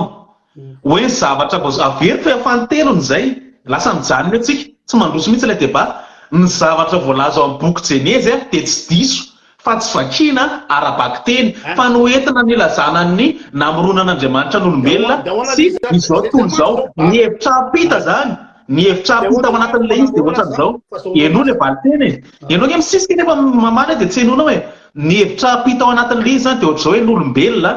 de avy amin'ny sy fiatombohan'ny olombelona de avy amin'ny Adama sy Eva izay niforonon'Andriamanitra zay zany ny hevitra apita de zay nefany ny zavatra rehetra ao anatin'izay voalaza amin'ny boky Jenezy de tsy azo raisina arabaky teny raha hiditra amin'izay tsika afaka anaovantsika sujet manokana zay fa tsy zay sujet antsika androany tsy resaka Adama sy Eva fa resaka Jesosy Kristy sy ny finoana kristianina tsy haiko inona raha tsy azonao an'izany ka finoana kristianina le izy de ozy anao arabaky valiko zay le izy zay ma tsy badibady zay tsy mahafantatra le izy de zany tsy miteny mihitsy hoe vady ianao olona intelligent beko milaza anao fa hoe tsy arabaky teny ahoana zany le izy ahoana zany finoan'olombelona aminao ahoana zany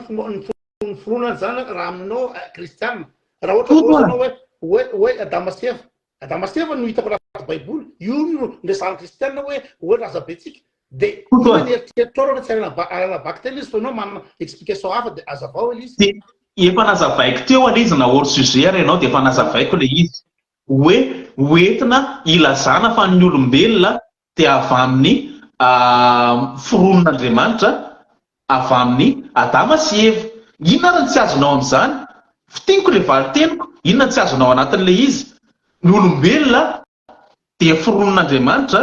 avy amin'ny Adama sy Eva hoentina nanehoana tamin'izany ary ny famoronana tsy hoentina hoe ilazana zany hoe ohatr'izao ny fomba namoronan'Andriamanitra ny olombelona zao tontolo zao fa hoentina hanohona hoe nisy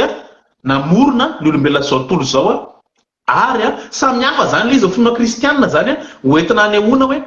inona namoronana ny olombelona zao tontolo zao fa mamaly an'izay indray ny scientifique mamaly an'izay hoe ahoana fomba namoronana ny olombelona sy zao tontolo zao zavatra anankiroa tsy mifanohitra ireo fa mifaneno samy manana ny asany hafa ny finoana hafa ny scientifique samy manana ny asany hors sujet foana ianao zokoto nefa ny scientifique de mahita ridicule be ny filazan'ny baiboly ny Adama sy Eva satria ny scientifique dia évolutionniste zany avy amin'ny théorie d'évolution avy tamin'ny Darwin nefa ny baiboly sy ny kristianisme de avy amin'ny créationnisme no misy an'izany hoe andro voalohany Andriamanitra nanao an'izao andro faharoa nanao an'izao zay ny créationnisme avy amin'ny kristiana de mieritreritra fa zavatra misy amin'izao fotoana zao de ohatr'izao ny sina hatramin'ny voalohany ho misy mazava misy maizana de ianao miresaka scientifique nefa scientifique sy ny kristianisme sy ny finoana kristiana zavatra mifanipaka be satria ny scientifique de mahita explication hafa fa évolutionnisme Darwin de ny kristianisme créationnisme de avy eo tamin'ny nareo katolika nametraka an'izany hoe hérésie nareo katolika nametraka an'izany hoe inquisition raha va tsy manaraka ny théorie ny baiboly de tapahanareo ny tendana asianareo tribunal tsy foana inquisition de zay nisy hoe i Copernic na i Galilée nilaza fa ny tany de boribory de saky tapahan zareo ny lohan'ny Copernic sy Galilée fa théorie scientifique mazava zany hoe nareo milaza fa kristianina nefa le théorie kristianina fanohitra amin'le ina moa zany ny scientifique be de be zatra tisolo katolika ina moa zany ny scientifique anatin'le izy de nao miala pa fa azo anao satria ny scientifique ndray manazava ny fisian'ny Adama sy Eva de avy asiko fantania faharoa ndray hoe ahoana ny ianao hoe mino ny ina moa zany ny sambony Noé safodrano kotoa hitanao ino anao sa tsy mino eno le izy miteny anao ty sy manapaka anjaraka za zao no miteny hitany zokoto ny sujet atsika Jesosy Kristy sy ny finoana kristianina fa tsy mifahamarinana amin'ny baiboly na Adama sy Eva na samy fiara Noé hors sujet ianao ary efa mivaliky teo ianao eno le izy amaly anao ke za amaly anao le izy zay ke mahatonga anao tsy zakanao le izy dia lasa manapaka ianao amaly anao zany za zay ny sujet atsika zay ianao manova sujet raha ohatra hoe resaka Adama sy Eva efa nivaliky teo zany resaka scientifique tsy finoana zavatra nolazaiko resaka scientifique zavatra nolazaiko zavatra tsy mifanohitra fa mifanena ary finoana kristianina tsy manohitra ny siansa mihitsy ary siansa ihany koa tsy manohitra ny fahamarinan'ny finoana zany zao ny zavatra nolazaiko ozy ianao hoe resaka évolution inona ny évolution moa zany manohitra ny création zay ny tantarain'ny boky Jenesy ny évolution tsy manohitra ny finoana kristianina mihitsy fa ny évolution dia afaka ampiasain'Andriamanitra na mirona n'izao tontolo izao tsisy mifanohitra io ary hors sujet io mijanona anao amin'ilay sujet izay mifanohitra zao satria ny finoana kristianina créationnisme hoe namboarin'Andriamanitra mifanohitra an'izany le création resahanao eno le izy azavaiko tsy mampifanohitra anazy le création resahanao Andriamanitra zany créé le Andriamanitra créé mampiasa an'ilay évolution inona mifanohitra an'izany tsy mifanohitra io fa mifameno ary hors sujet ianao ina zany nahatonga inona fantatro ny dikany hoe inquisition na ny hérésie ny tsona hérétique mba voaleo aitsika tsara zany koto ny inquisition amaly indray zany za ny inquisition fanadihadiana nataon'ny église manoloana an'ireo fampianarana mitranga ao anatin'ny église raha misy olona zany manao fampianarana hafahafa atao amin'ny église ary zao ny tsara marihana misy ny inquisition araka ny fampianaran'ny église fa misy kosa ny inquisition zay fanararota-pahefana nataon'ny mpitondra fanjakana tamin'izany zay tsy araka ny fampianaran'ny église fa nampitondra ny anarana hoe inquisition enono le izy afaka porifonao avy madiso anazy porifoko mamarina anazy meo définition ny inquisition raha manana ianao dia porifoko anao mamarina anazy ary meky source ianao tahaka namezaka source anao marobe teo aloha zay tsy nanananao valina inkely arany dia mantanisa zany za zao mahakasika ny inquisition misy ny inquisition zay fampianaran'ny église ny olona ao anatin'ny église nampiarana ny inquisition ina la inquisition fanadihadiana nataon'ny église manoloana an'ireo fampianarana izay miparitaka jerevana hoe ahoana mahakasika an'izay fampianarana izay fanaraka ny fampianaran'ny église satria tsy hoe mpanaraka ny baiboly ve satria fa mpanaraka ny fampianaran'ny église ve satria ao anatin'ireo inquisition ireo rehefa diso fampianaran'le olona dia omena fampitandremana izy mba hiala an'izay fampianarana zany ary omena fampitandremana marobe izy rehefa tsy manaiky miova izy ao anatin'le izy satria mamitaka an'ireo olona kristianina namany dia zay izy vao omena sazy misy kosa ny inquisition izay tsy inquisition araka ty fampianarana ty fa inquisition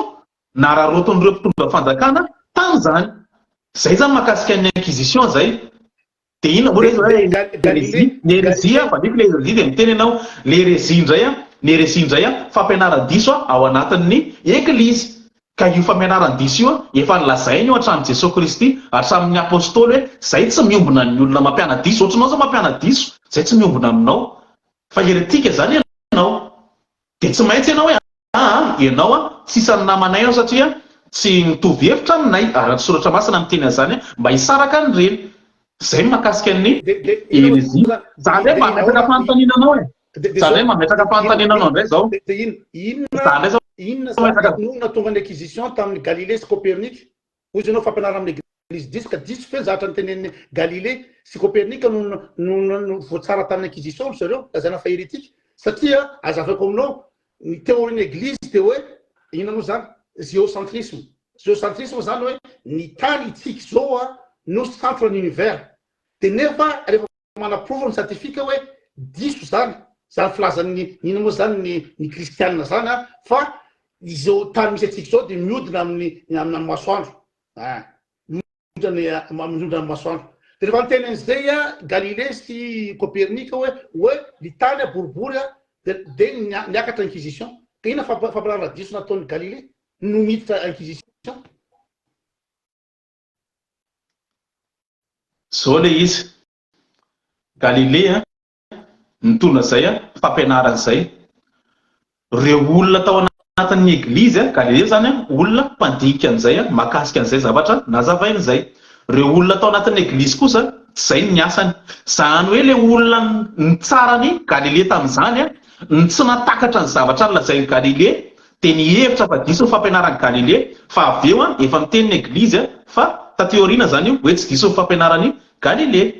Zay zavatra tsisy dikany zany. Zany hoe mametraka fanontanianao zao betsaka loatra fanontaniana napetrako teo nefa fanontaniana hors sujet le izy. Tao anatin'ilay débat zay tsy débat fa tao anatin'ilay vidéo zay nataonao milaza ianao fa hoe ny mission catholique no natonga ny fanjanahantany tao Madagasikara sy nampahatra amin'ny malagasy resaka fahantrana hoe amin'ny varesantsika teo fa le resaka hoe fanjanahantany tao Madagasikara zany hoe mission catholique no natonga anazy. Efa nahitsika teo ihany koa moa le zavatra lazainao mahakasika ny Hitler moa zany tsy iverenantsika tsony ka afaka manome source na proof ianao eto amin'izao débat zao anamarinanao ny zavatra nolazainao teo hoe mission catholique tokoa no nanjanaka ny malagasy zany fa ho porofoko aminao androany indray mahadiso an'izay zavatra nolazainao zay. Inona moa araka teniko teo hoe raha navalona voalohany tany amin'ny 1828 efa natakatra fa ny fidiran'ny kristianisme dia napotika ny mamalagasy ny fomba gasy sy fomba fisainana gasy sy ny identité malagasy 1828. Ianao zao sady tanora anao nianatra anao petraka amin'ny tany mandroso anao any Canada dia mieritreritra anao fa missionnaire akany Madagasikara dia lasany gasy lasany an-danitra zay ny dian'ny missionnaire any amin'izao 2025 zao ianao tanora dia sûr anao amin'izao fotoana izao fa natongavany missionnaire anakany Madagasikara dia ampisava lohan'ny sauvage fa diso be ny manompo sampy ny gasy dia hoentiny any amin'ny aniny any rehefa ny raha navalona voalohany tamin'ny 1828 efa nafantatra an'izany dia tsy diso ny eritreritry raha navalona voalohany fa vao maty madama io raha navalona voalohany tamin'ny 1968 tany hoany dia nisy solo azy i Prince Rakoto. Solo azy Prince Rakoto dia ny zavatra nataon'ny Prince Rakoto voalohany dia nampiditra andreo nanao libéralisation ny culte dia maty moa izany Prince Rakoto fa ny vonono zareo dia miditra Rasoerina dia Rasoerina ny malagasy voalohany mpanjaka vavy voalohany no natao ino moa zany batemy sy natao fanambasinana tany am-piangonana ny mariaziny ny Rasoerina dia taorinan'iny tsy ampy firy taona akory 30 taona angambany dia protectorat Madagasikara raha larivony zay m'insiste ino moa zany ny condition napetraka raha larivony ahafahan'ny Rasoerina miakatra eo amin'ny fitondrana dia hoe liberté de culte. Ino natonga ny raha larivony miteny hoe ataovy liberté de culte afahana mampiditra ino moa zany missionnaire kristianina rehefa tafiditra ny missionnaire kristianina dia iny raha larivony dakany fritika any ino moa zany tany Alger dia avy eo le mpanjaka vavy zay nanaiky ny kristianisme ireo raha navalona fahatelo dakany ny vazaha koa ny fritika comme par hasard amin'ny fotoana anekeny ino moa zany malagasy ny fidiran'ny kristianisme hoe religion d'état izy moa Rasoerina napiditra ny kristianisme religion d'état dia ireo no nataon'ny vazaha sesitany dia hitanao mazava be ve zany tsy nao mazava be ianao zao tanora mipetraka amin'ny tany mandroso dia 2025 ianao zao dia mbola tsy tonga saina ianao hoe ireo missionnaire reo natao andeha misy sainy malagasy tsy kompenizany ianao nefa raha navalona voalohany raha tama voalohany tamin'ny 1810 niandra tao amin'ny secours catholique lama voalohany source milazan'izay tantarany gasy tantarany royauté gasy mery sao vérifié antsika zao aloha vao anontany ny tantarany gasy fa fantatra senjery ny fatako masoaniliste zay mangaty tsy fatako anao tsy manana profo an'izay tantarany Fatima, Jesosy, Abrahama hainao tsara fa zao zany resaka tantarany mpanjakanao tsy fantatrao zao enoza vetivety hitanao miteny anao tao anatin'ilay vidéo zay nataonao hoe mission catholique na missionnaire catholique no nampanjanaka ny malagasy zany zay ny angatahako profo zany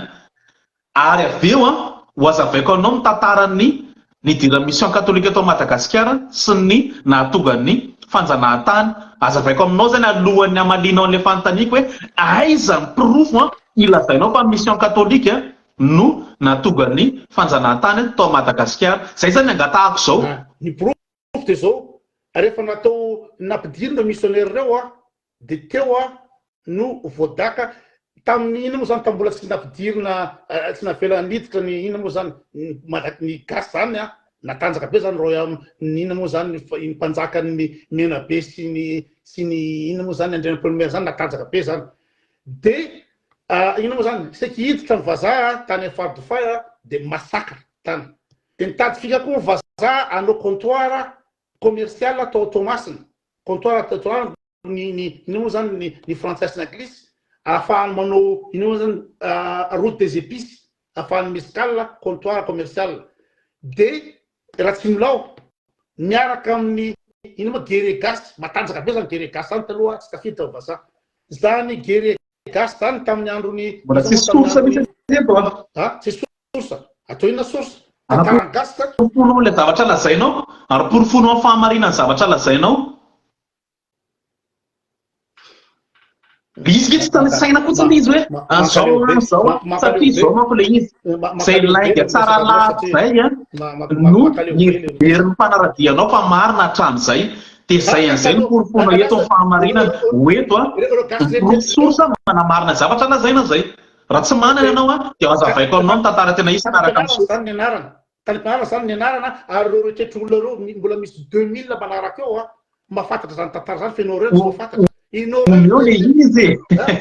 omeo le izy no zany ina moa zany ny connaissance scolaire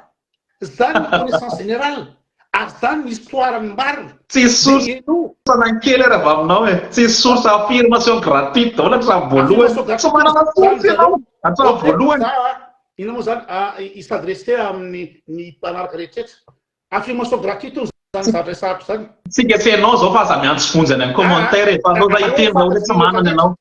afa za hiteny zao hoe tsy manana ianao teniteny fatany ianao nefa teny tsy ananao profo le izy ilaiko zany zavatra teniko zany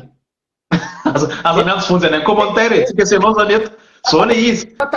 tantarany Abraham tany amin'ny 4000 ans tantarany Jesosy tany amin'ny 4000 ans tany amin'ny Jesosy tany lazainao fa marina hoe c'est toi ny teny zao Fabio Joseph ny teny zao historien tany inonao tany amin'ny 3000 ans fa tantara Madagasikara mbola tsy ampy taona akory mbola misy proof sy rehetrarehetra Madagasikara rakitra rehetrarehetra ary mbola io bureau ralay arvony io nanaovana soni nanaovana ralay arvony soni ao an-dafavaratra misy proof daholo de lazainao fa zany tantarangano zokoto le zavatra angatahako aminao enao tsara ndraiky le izy enao tsara nday le izy akory tantarany gasy fa ny tantarany David enao izy afantatra ola zaiko aminao zao ihany le izy ola zaiko aminao zao ihany le izy ola zaiko aminao zao ihany le izy afantatra tsara le izy fa zavatra nangatahako aminao teo de hoe amarino amin'ny alalan'ny source ny zavatra nolazainao hoe mission catholique no natonga ny fanjanahantany tao Madagasikara zany za tsy mandà hoe tsy misy rain'ilay vonina ohatra zany za ke tsy mandà an'izany ary tena nisy fanjanahantany tao Madagasikara fa hoe le filazanao hoe mission catholique nanao an'ilay izy zay tiako prouvenao nefa tsy manana akory ianao sady tsisy source ianao tsisy argument ianao fa affirmation gratuite hatramin'ny voalohany zavatra lazainao mianao an'izay zany ianao aveo izy ianao tsy fantako akory ny tantaran'izy fa tantarany Abrahama sy Jesoa indray ny zavatra lazaiko jerevanao meno indray zany ianao zao dia aveo ianao mamaly an'ity satria tsy maintsy azavaina amin'olona manko reo lainga naparitaka ao hatramin'izay zao mahakasika an'ilay izy zany voalohany indrindra aloha ny fanjanahantany dia tsy mission catholique ny zokoto sy ny mpanaradiana azy no nanao anazy fa ny colon frantsay. Mission katolika tao Madagasikara nisy frantsay, fa hafan'ny reo missionnaire katolika dia hafan'ny mpanjanatany fa samy frantsay. Samy frantsay fa samy hafa zany missionnaire ary hafa kosa ny mpanjanatany. Ny mpanjanatany nanomboka tamin'ny taty amin'ny 1896. Dia zao le izy tamin'ny 1896 ny tomboan'ny fanjanatany moa zany nataon'ireo colon français zany. Fa zao ny tantara tokony jerevantsika zany, ny nidiran'ny Kristy, nidiran'ny missionnaire tao Madagasikara zokikoty sy ny mpanaradiana azy dia tsy niaraka tamin'ny fanjanatany. Fa efa nanomboka taty amin'ny 17e siècle dia efa nisy missionnaire niditra tao Madagasikara ary tanisa ohatra nord dia meko source avy eo milaza an'izay ary porofoky ihany koa ny fahadisoan'le hoe missionnaire katolika no nanao ny fanjanahantany zany. Vakiko lisy eo manko ato mihitsy satria mba hadisonan'ny hevi-disonao. Zao zany le izy tamin'ny 17e siècle dia nisy missionnaire tonga tao Madagasikara, prêtre dominicain sy jésuite. Anisan'izany Père Fredjao de Sancy Louis Mariano. Tamin'ny 1630 indray ny cardinal Richelieu nangataka ny anakenan'ny propagation de la foi ao Madagasikara zany, niaraka tamin'ny pretra lazariste. Dia zao le izy tamin'ny 1642 dia efa nisy missionnaire tonga mifanjanatany taty amin'ny 1896 fa tamin'ny 1642 dia efa nisy missionnaire tonga tao Madagasikara. Anisan'izany Sarnakara Nicolas Condrea izay nirahany Saint Vincent de Paul. Zay aloha zany voalohany indrindra. Ary reo rehefa tonga tao Madagasikara reo hanao an'izay mission zay dia tsy nitondra basy reo, tsy niaraka tamin'ny miaramila reo, ary nitanjona tamin'ireo tsy hoe hanao fanjanahantany fa hitoran'i Jesosy Kristy sy hanorina sekoly, hanorina hôpitaly no natongavan'ireo tao anatin'izay toizako le izy. Azakatra tapahana le izy fa lazana tsy fantako manko le izy. Eno tsara le izy. Eno le izy. Eno le izy dia meko anao tsara ny source avy eo aiza milaza an'izany. Dia avy eo nito le izy taty amin'ny 1841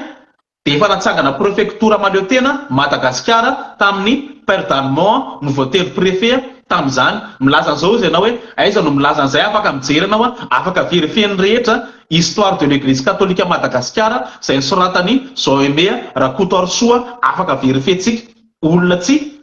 katolika zany, afaka vérifier tsika zany, mijery tsika dia mivérifier manatona ny librairie reny dia afaka mijery zany tsika. Ary manamarina an'izay ihany koa ny archive de la congrégation du Saint-Esprit izay niaraka tamin'ireo missionnaire reo moa zany, afaka jerevantsika zany, zany afaka vérifiena zany. Dia miditsika hoe tamin'ny andron'ny radama voalohany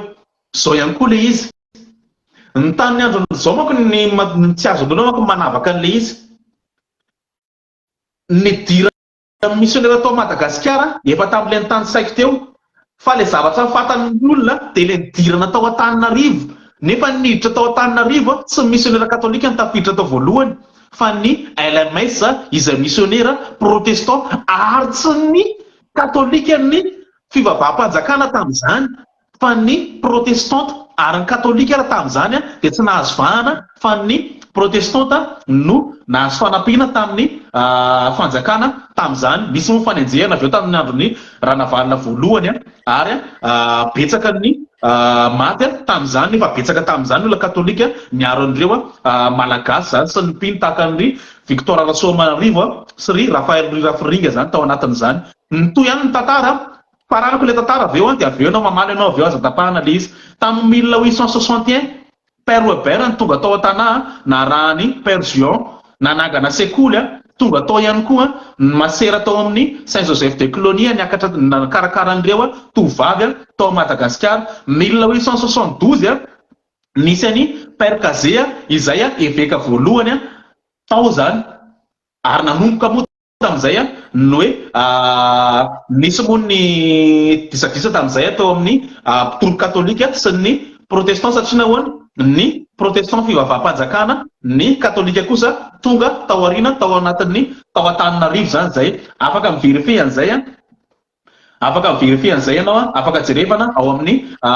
Hubert de Son histoire de Madagascar izay voasoratra tamin'ny 1972 afaka vérifier ny rehetra zany manatona ny librairie reny de toizaka le tantara manapatonga ny fanjanahantany de aveo ianao miteny miaritra kely anao fazafady tonga ny talohan'izay aloha de efa niasa zany reo missionnaire reo tsy anjanatany fa anorona sekoly ary anorona hôpitaly ary etorony filazantsara zany zay zany ny antony tsy nisy miaramila naraka taminy tsy nisy basy efa taty amin'ny 1896 zay vao tonga ny mpanjanatany frantsay ary very hoe afan'ny missionnaire frantsay ary afan'ny mpanjanatany frantsay fa nigasy tamin'izany moinao ihany sans vazaly sans frantsay de nafangaro tao daholo ny ohatrany anao manafangaro Jésus androany mifangaro tao daholo zao rehetra zao de ao amin'ny tonga zay ny mpanjanatany frantsay tamin'ny 1896 am'izay ny tsara marihana aloha raha ny tena marina arany ireo missionnaire katolika tonga tamin'ny Fort Dauphin tamin'ny voalohany tany saiko teo dia maty ny vonoana ary misy ny naretina tamin'izany ihany koa ary misy ihany koa moa nandeha verina nandeha nody noho izay manarakaraka an'izay tonga ny fanjanahantany zany eto an'izay le tiako azavaina an'izay mahakasika an'ilay missionnaire katolika sy ny fanjanahantany am'izay za zany tsy manova tantara fa lazay koa na misy zavatra ohatrany hoe zavatra mamenatra raha anatin'ilay izy lazaiko satria zay voalaza ny tantara araka ny source eto ampelantanako zao mahakasika ilay fanjanahantany nataon'ny frantsay sy ny missionnaire katolika zany araka ny lazaiko tena mpiandohana foana hoe ao amin'ny eglizy misy ny vary de misy ny tsy farifary ny nanranareo missionnaire atao Madagasikara dia anorona sekoly sopitaly ary itorony filazantsara zany fa misy an'ireo tsy farifary sasany kosa tamin'ireo missionnaire katolika no nampiasain'ny reto fanjanahantany reto tao anatin'izay zareo njanjanatany zay tsy ny mission katolika zany na tonga ilay fanjanahantany fa reo tsy farifary sasany no nampiasain'ny fanjanahantany de teo am'izay no fangaro le izy tsy nahazon'ny malagasy an'ilay tantara am'izay avy eo de zao nefa ny tiako tsindrina ao anatin'izay tao anatin'ny fanjanahantany de jerevi tsara ngely izy ilay evekany RCV-kana Antananarivo Père Kazety dia nanoratra taratasy mihitsy nanome tsiny an'ireo fanjanahantany nandefa tany France hoe tokony tsy anekena an'ilay zavatra ataon'ireo mpanjanahantany zany hitatsika am'izany ao amin'ny archive de Jésuite de Madagascar lettre de père Noé ihany koa tamin'ny 1904 nanoratana an'izay de ny Père Kazety moa teneniko teo izay nanoratra taratasy ihany koa nanoerana an'izay de ty ihany koa nefa ny tsara marihana ihany koa ireo mpanjanahantany reo de nanao tatitra mihitsy reo hoe nadikako amin'ny teny gasy le lisa tamin'ny teny français moa izy hoe ireo pretra reo izy de miaro loatra ny tompotany afaka vérifier ny rehetra zany rapport de gouverneur général galilien nisoratana tamin'ny 1903 zany ao anatin'izay manamarina zay hoe na de nisy ary zany reo tsy farifary tao anatin'ny eglizy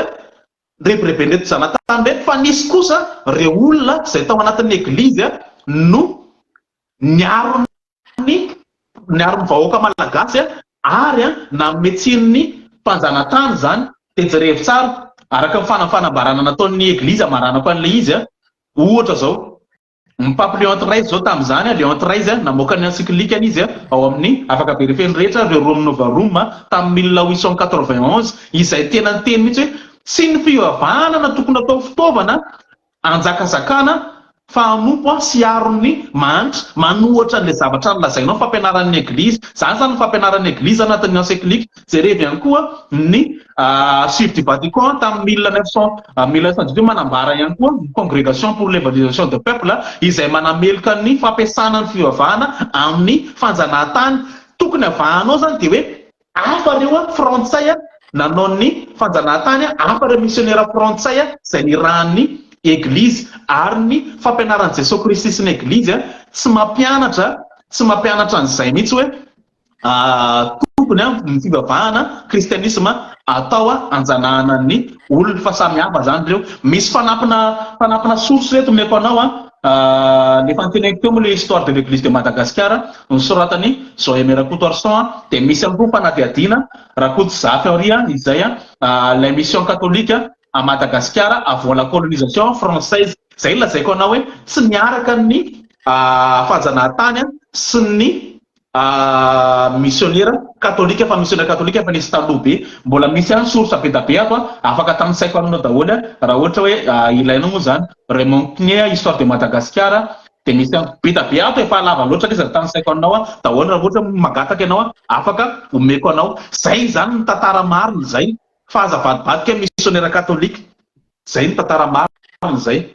anao fitenenana. Ny tenako dia hoe ampy zay le débat zany ampy le débat satria zay fotsiny ampy zay satria araka efa nazavaiko hoe ny firenena afrikana zanatany zay afaka miala amin'ny jugany frantsay gasy ao mbola zanatany inona mahasamihafa ny gasy amin'ny Burkina Faso, Mali, Tchad, Niger, Gabon, izako Tchad. Inona mahasamihafa gasy amreo dia reo silamo reo olo reo. Inona mahasamihafa ny gasy am'izao gasy zanatany mbola zanatany gasy am'izao mbola mandrepaka manala kiloty amin'ny vazaha amin'ny algérienne sy marocaine. Dia inona natonga inona moa zany ny vietnamien tsy azo ny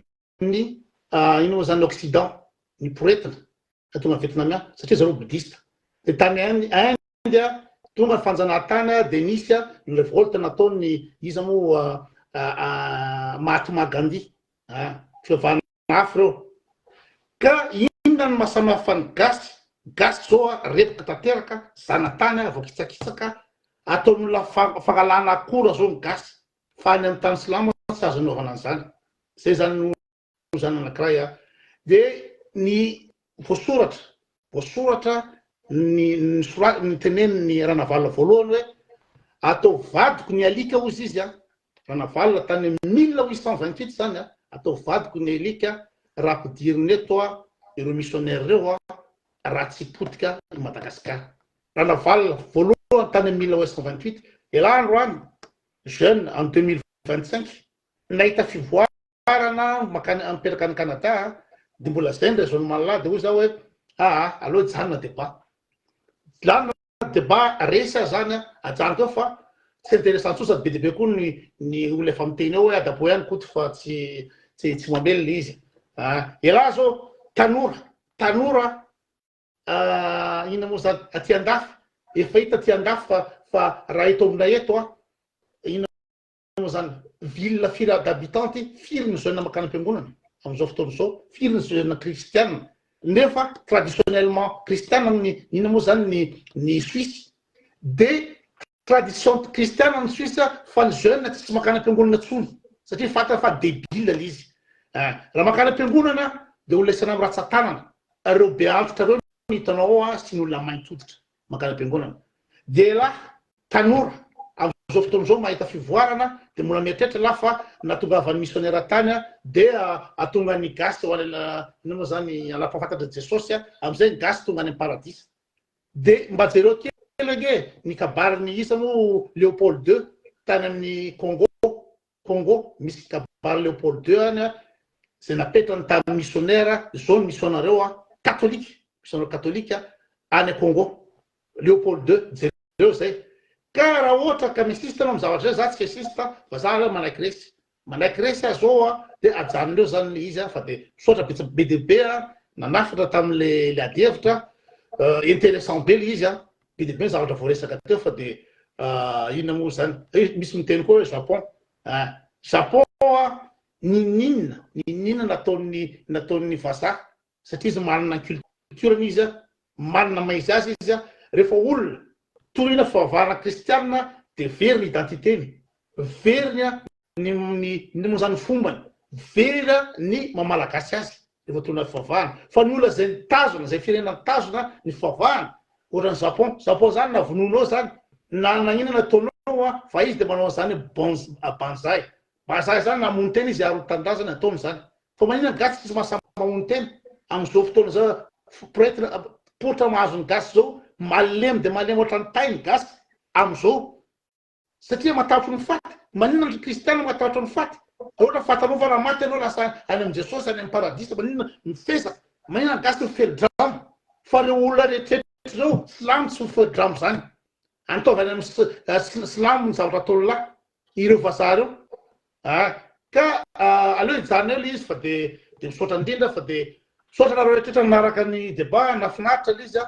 dia ina moa zany mirary Léopold II kabary Léopold II mirary ina moa zany torimaso sambatra ho anareo rehetrarehetra zay indray zany no amaranako an'le izy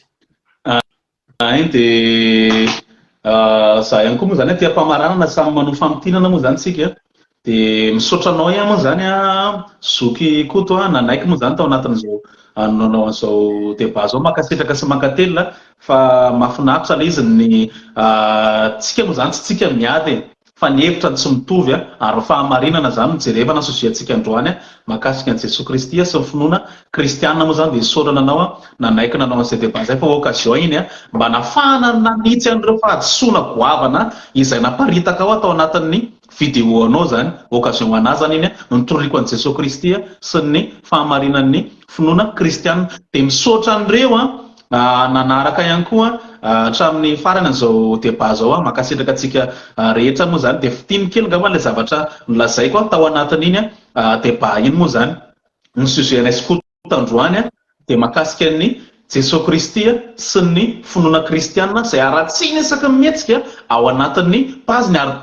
betsaka mpanaradia anazy mihevitra hoe marina ny zavatra lazainy kanefa hitantsika teo fa tsisy source tsy manana argument izy tsisy proof no entiny nanamarinana an'ireo zavatra nolazainy zany za kosa raha niteny za hoe nisy Jesosy Kristy dia noentiko teo ny reo mpahay tantara hatramin'ny premier siècle sy deuxième siècle reo mpahay tantara matotra rehetra dia samy nanaiky daholo ny fisiany Jesosy Kristy zany efa nomeko teo ny source zay zany izy raha historique zany fa raha mijery ndraitsika araka voalazan'ireo scientifique indray dia le linceul de Turin izay tsy hitany koty ihany koa izay namalina anazy fa proof tsy azo lavina fa lamba namonosana an' Jesosy Kristy ary ny raha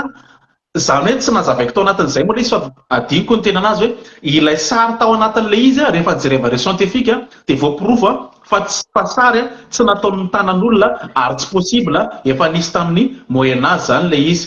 ary ny raha tao anatin'le izy dia mitovy ny raha tipabe izay mitovy ny raha tao anatin'ny miracle eucharistique tany Luciano sy reo nitinian'ny zay ny miracle eucharistique be da be ohatra fotsiny zay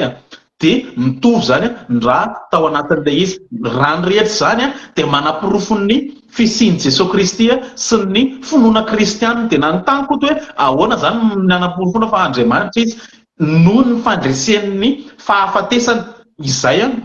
tantarain'ireo historien ireo hoe maty izy tamin'ny andro mipaka ary betsaka amin'ny vavolombelona mijoro nahita anazy velona zany hoe miporofony zany mahandriamanitra anazy tamin'ny nandresen'ny fahafatesany ary netiko nanaporofona finoana kristianina tamin'ny alalan'ireo miracle izay tsy hitan'ireo scientifique izay anazavaina anazy satria mihoatra n'ilay fandalinana tsy fandalinana moa zany fa mihoatra n'ilay mahascientifique anazy ohatra tamin'izany ny miracle izay seho tany Fatima izay anasako antsika rehetra indrindra nasaiko any koto hiverifie anazy makasika an'ilay miracle tamin'ny Fatima ary makasika an'ilay miracle eucharistique tany Luciano ary mbola piko arany jerevony stigmatiny Padre Pio izay olona ihany koa hitana naporofony ihany koa finoana kristianina niditsika tao anatiny hoe reo olona manao adalàna ao anatin'ny eglizy tena misy zany tsy lavina reo pretra na eveka manao adalàna ao anatin'ny eglizy fa reny rehetra ireny ny fisiany reny olombelona tsy tonga lafatra ao anatin'ny eglizy reny dia tsy manaporofo na mandiso finoana kristianina sy ny fisiany Jesosy Kristy mihitsy fa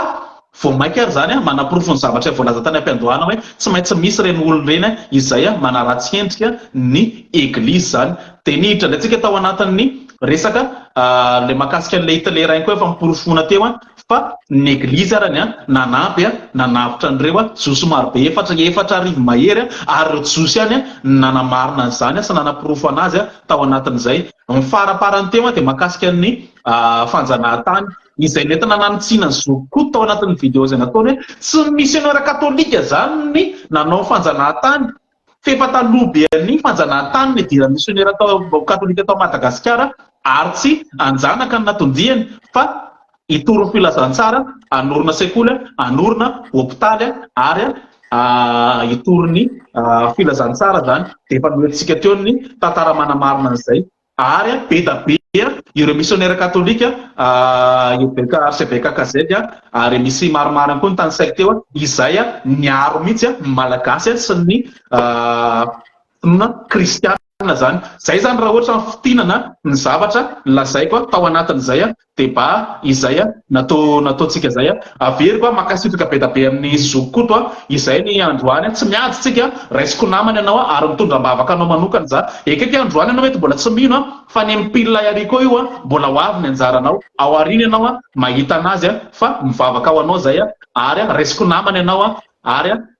mihevitra tsy mitovy fa tsika tsy miady dia makasitraka atsika rehetra tao anatin'ny commentaire ihany koa. Zay zany ny anjarako zay. Mbola hiteny kely anao sa faranatsika le izy?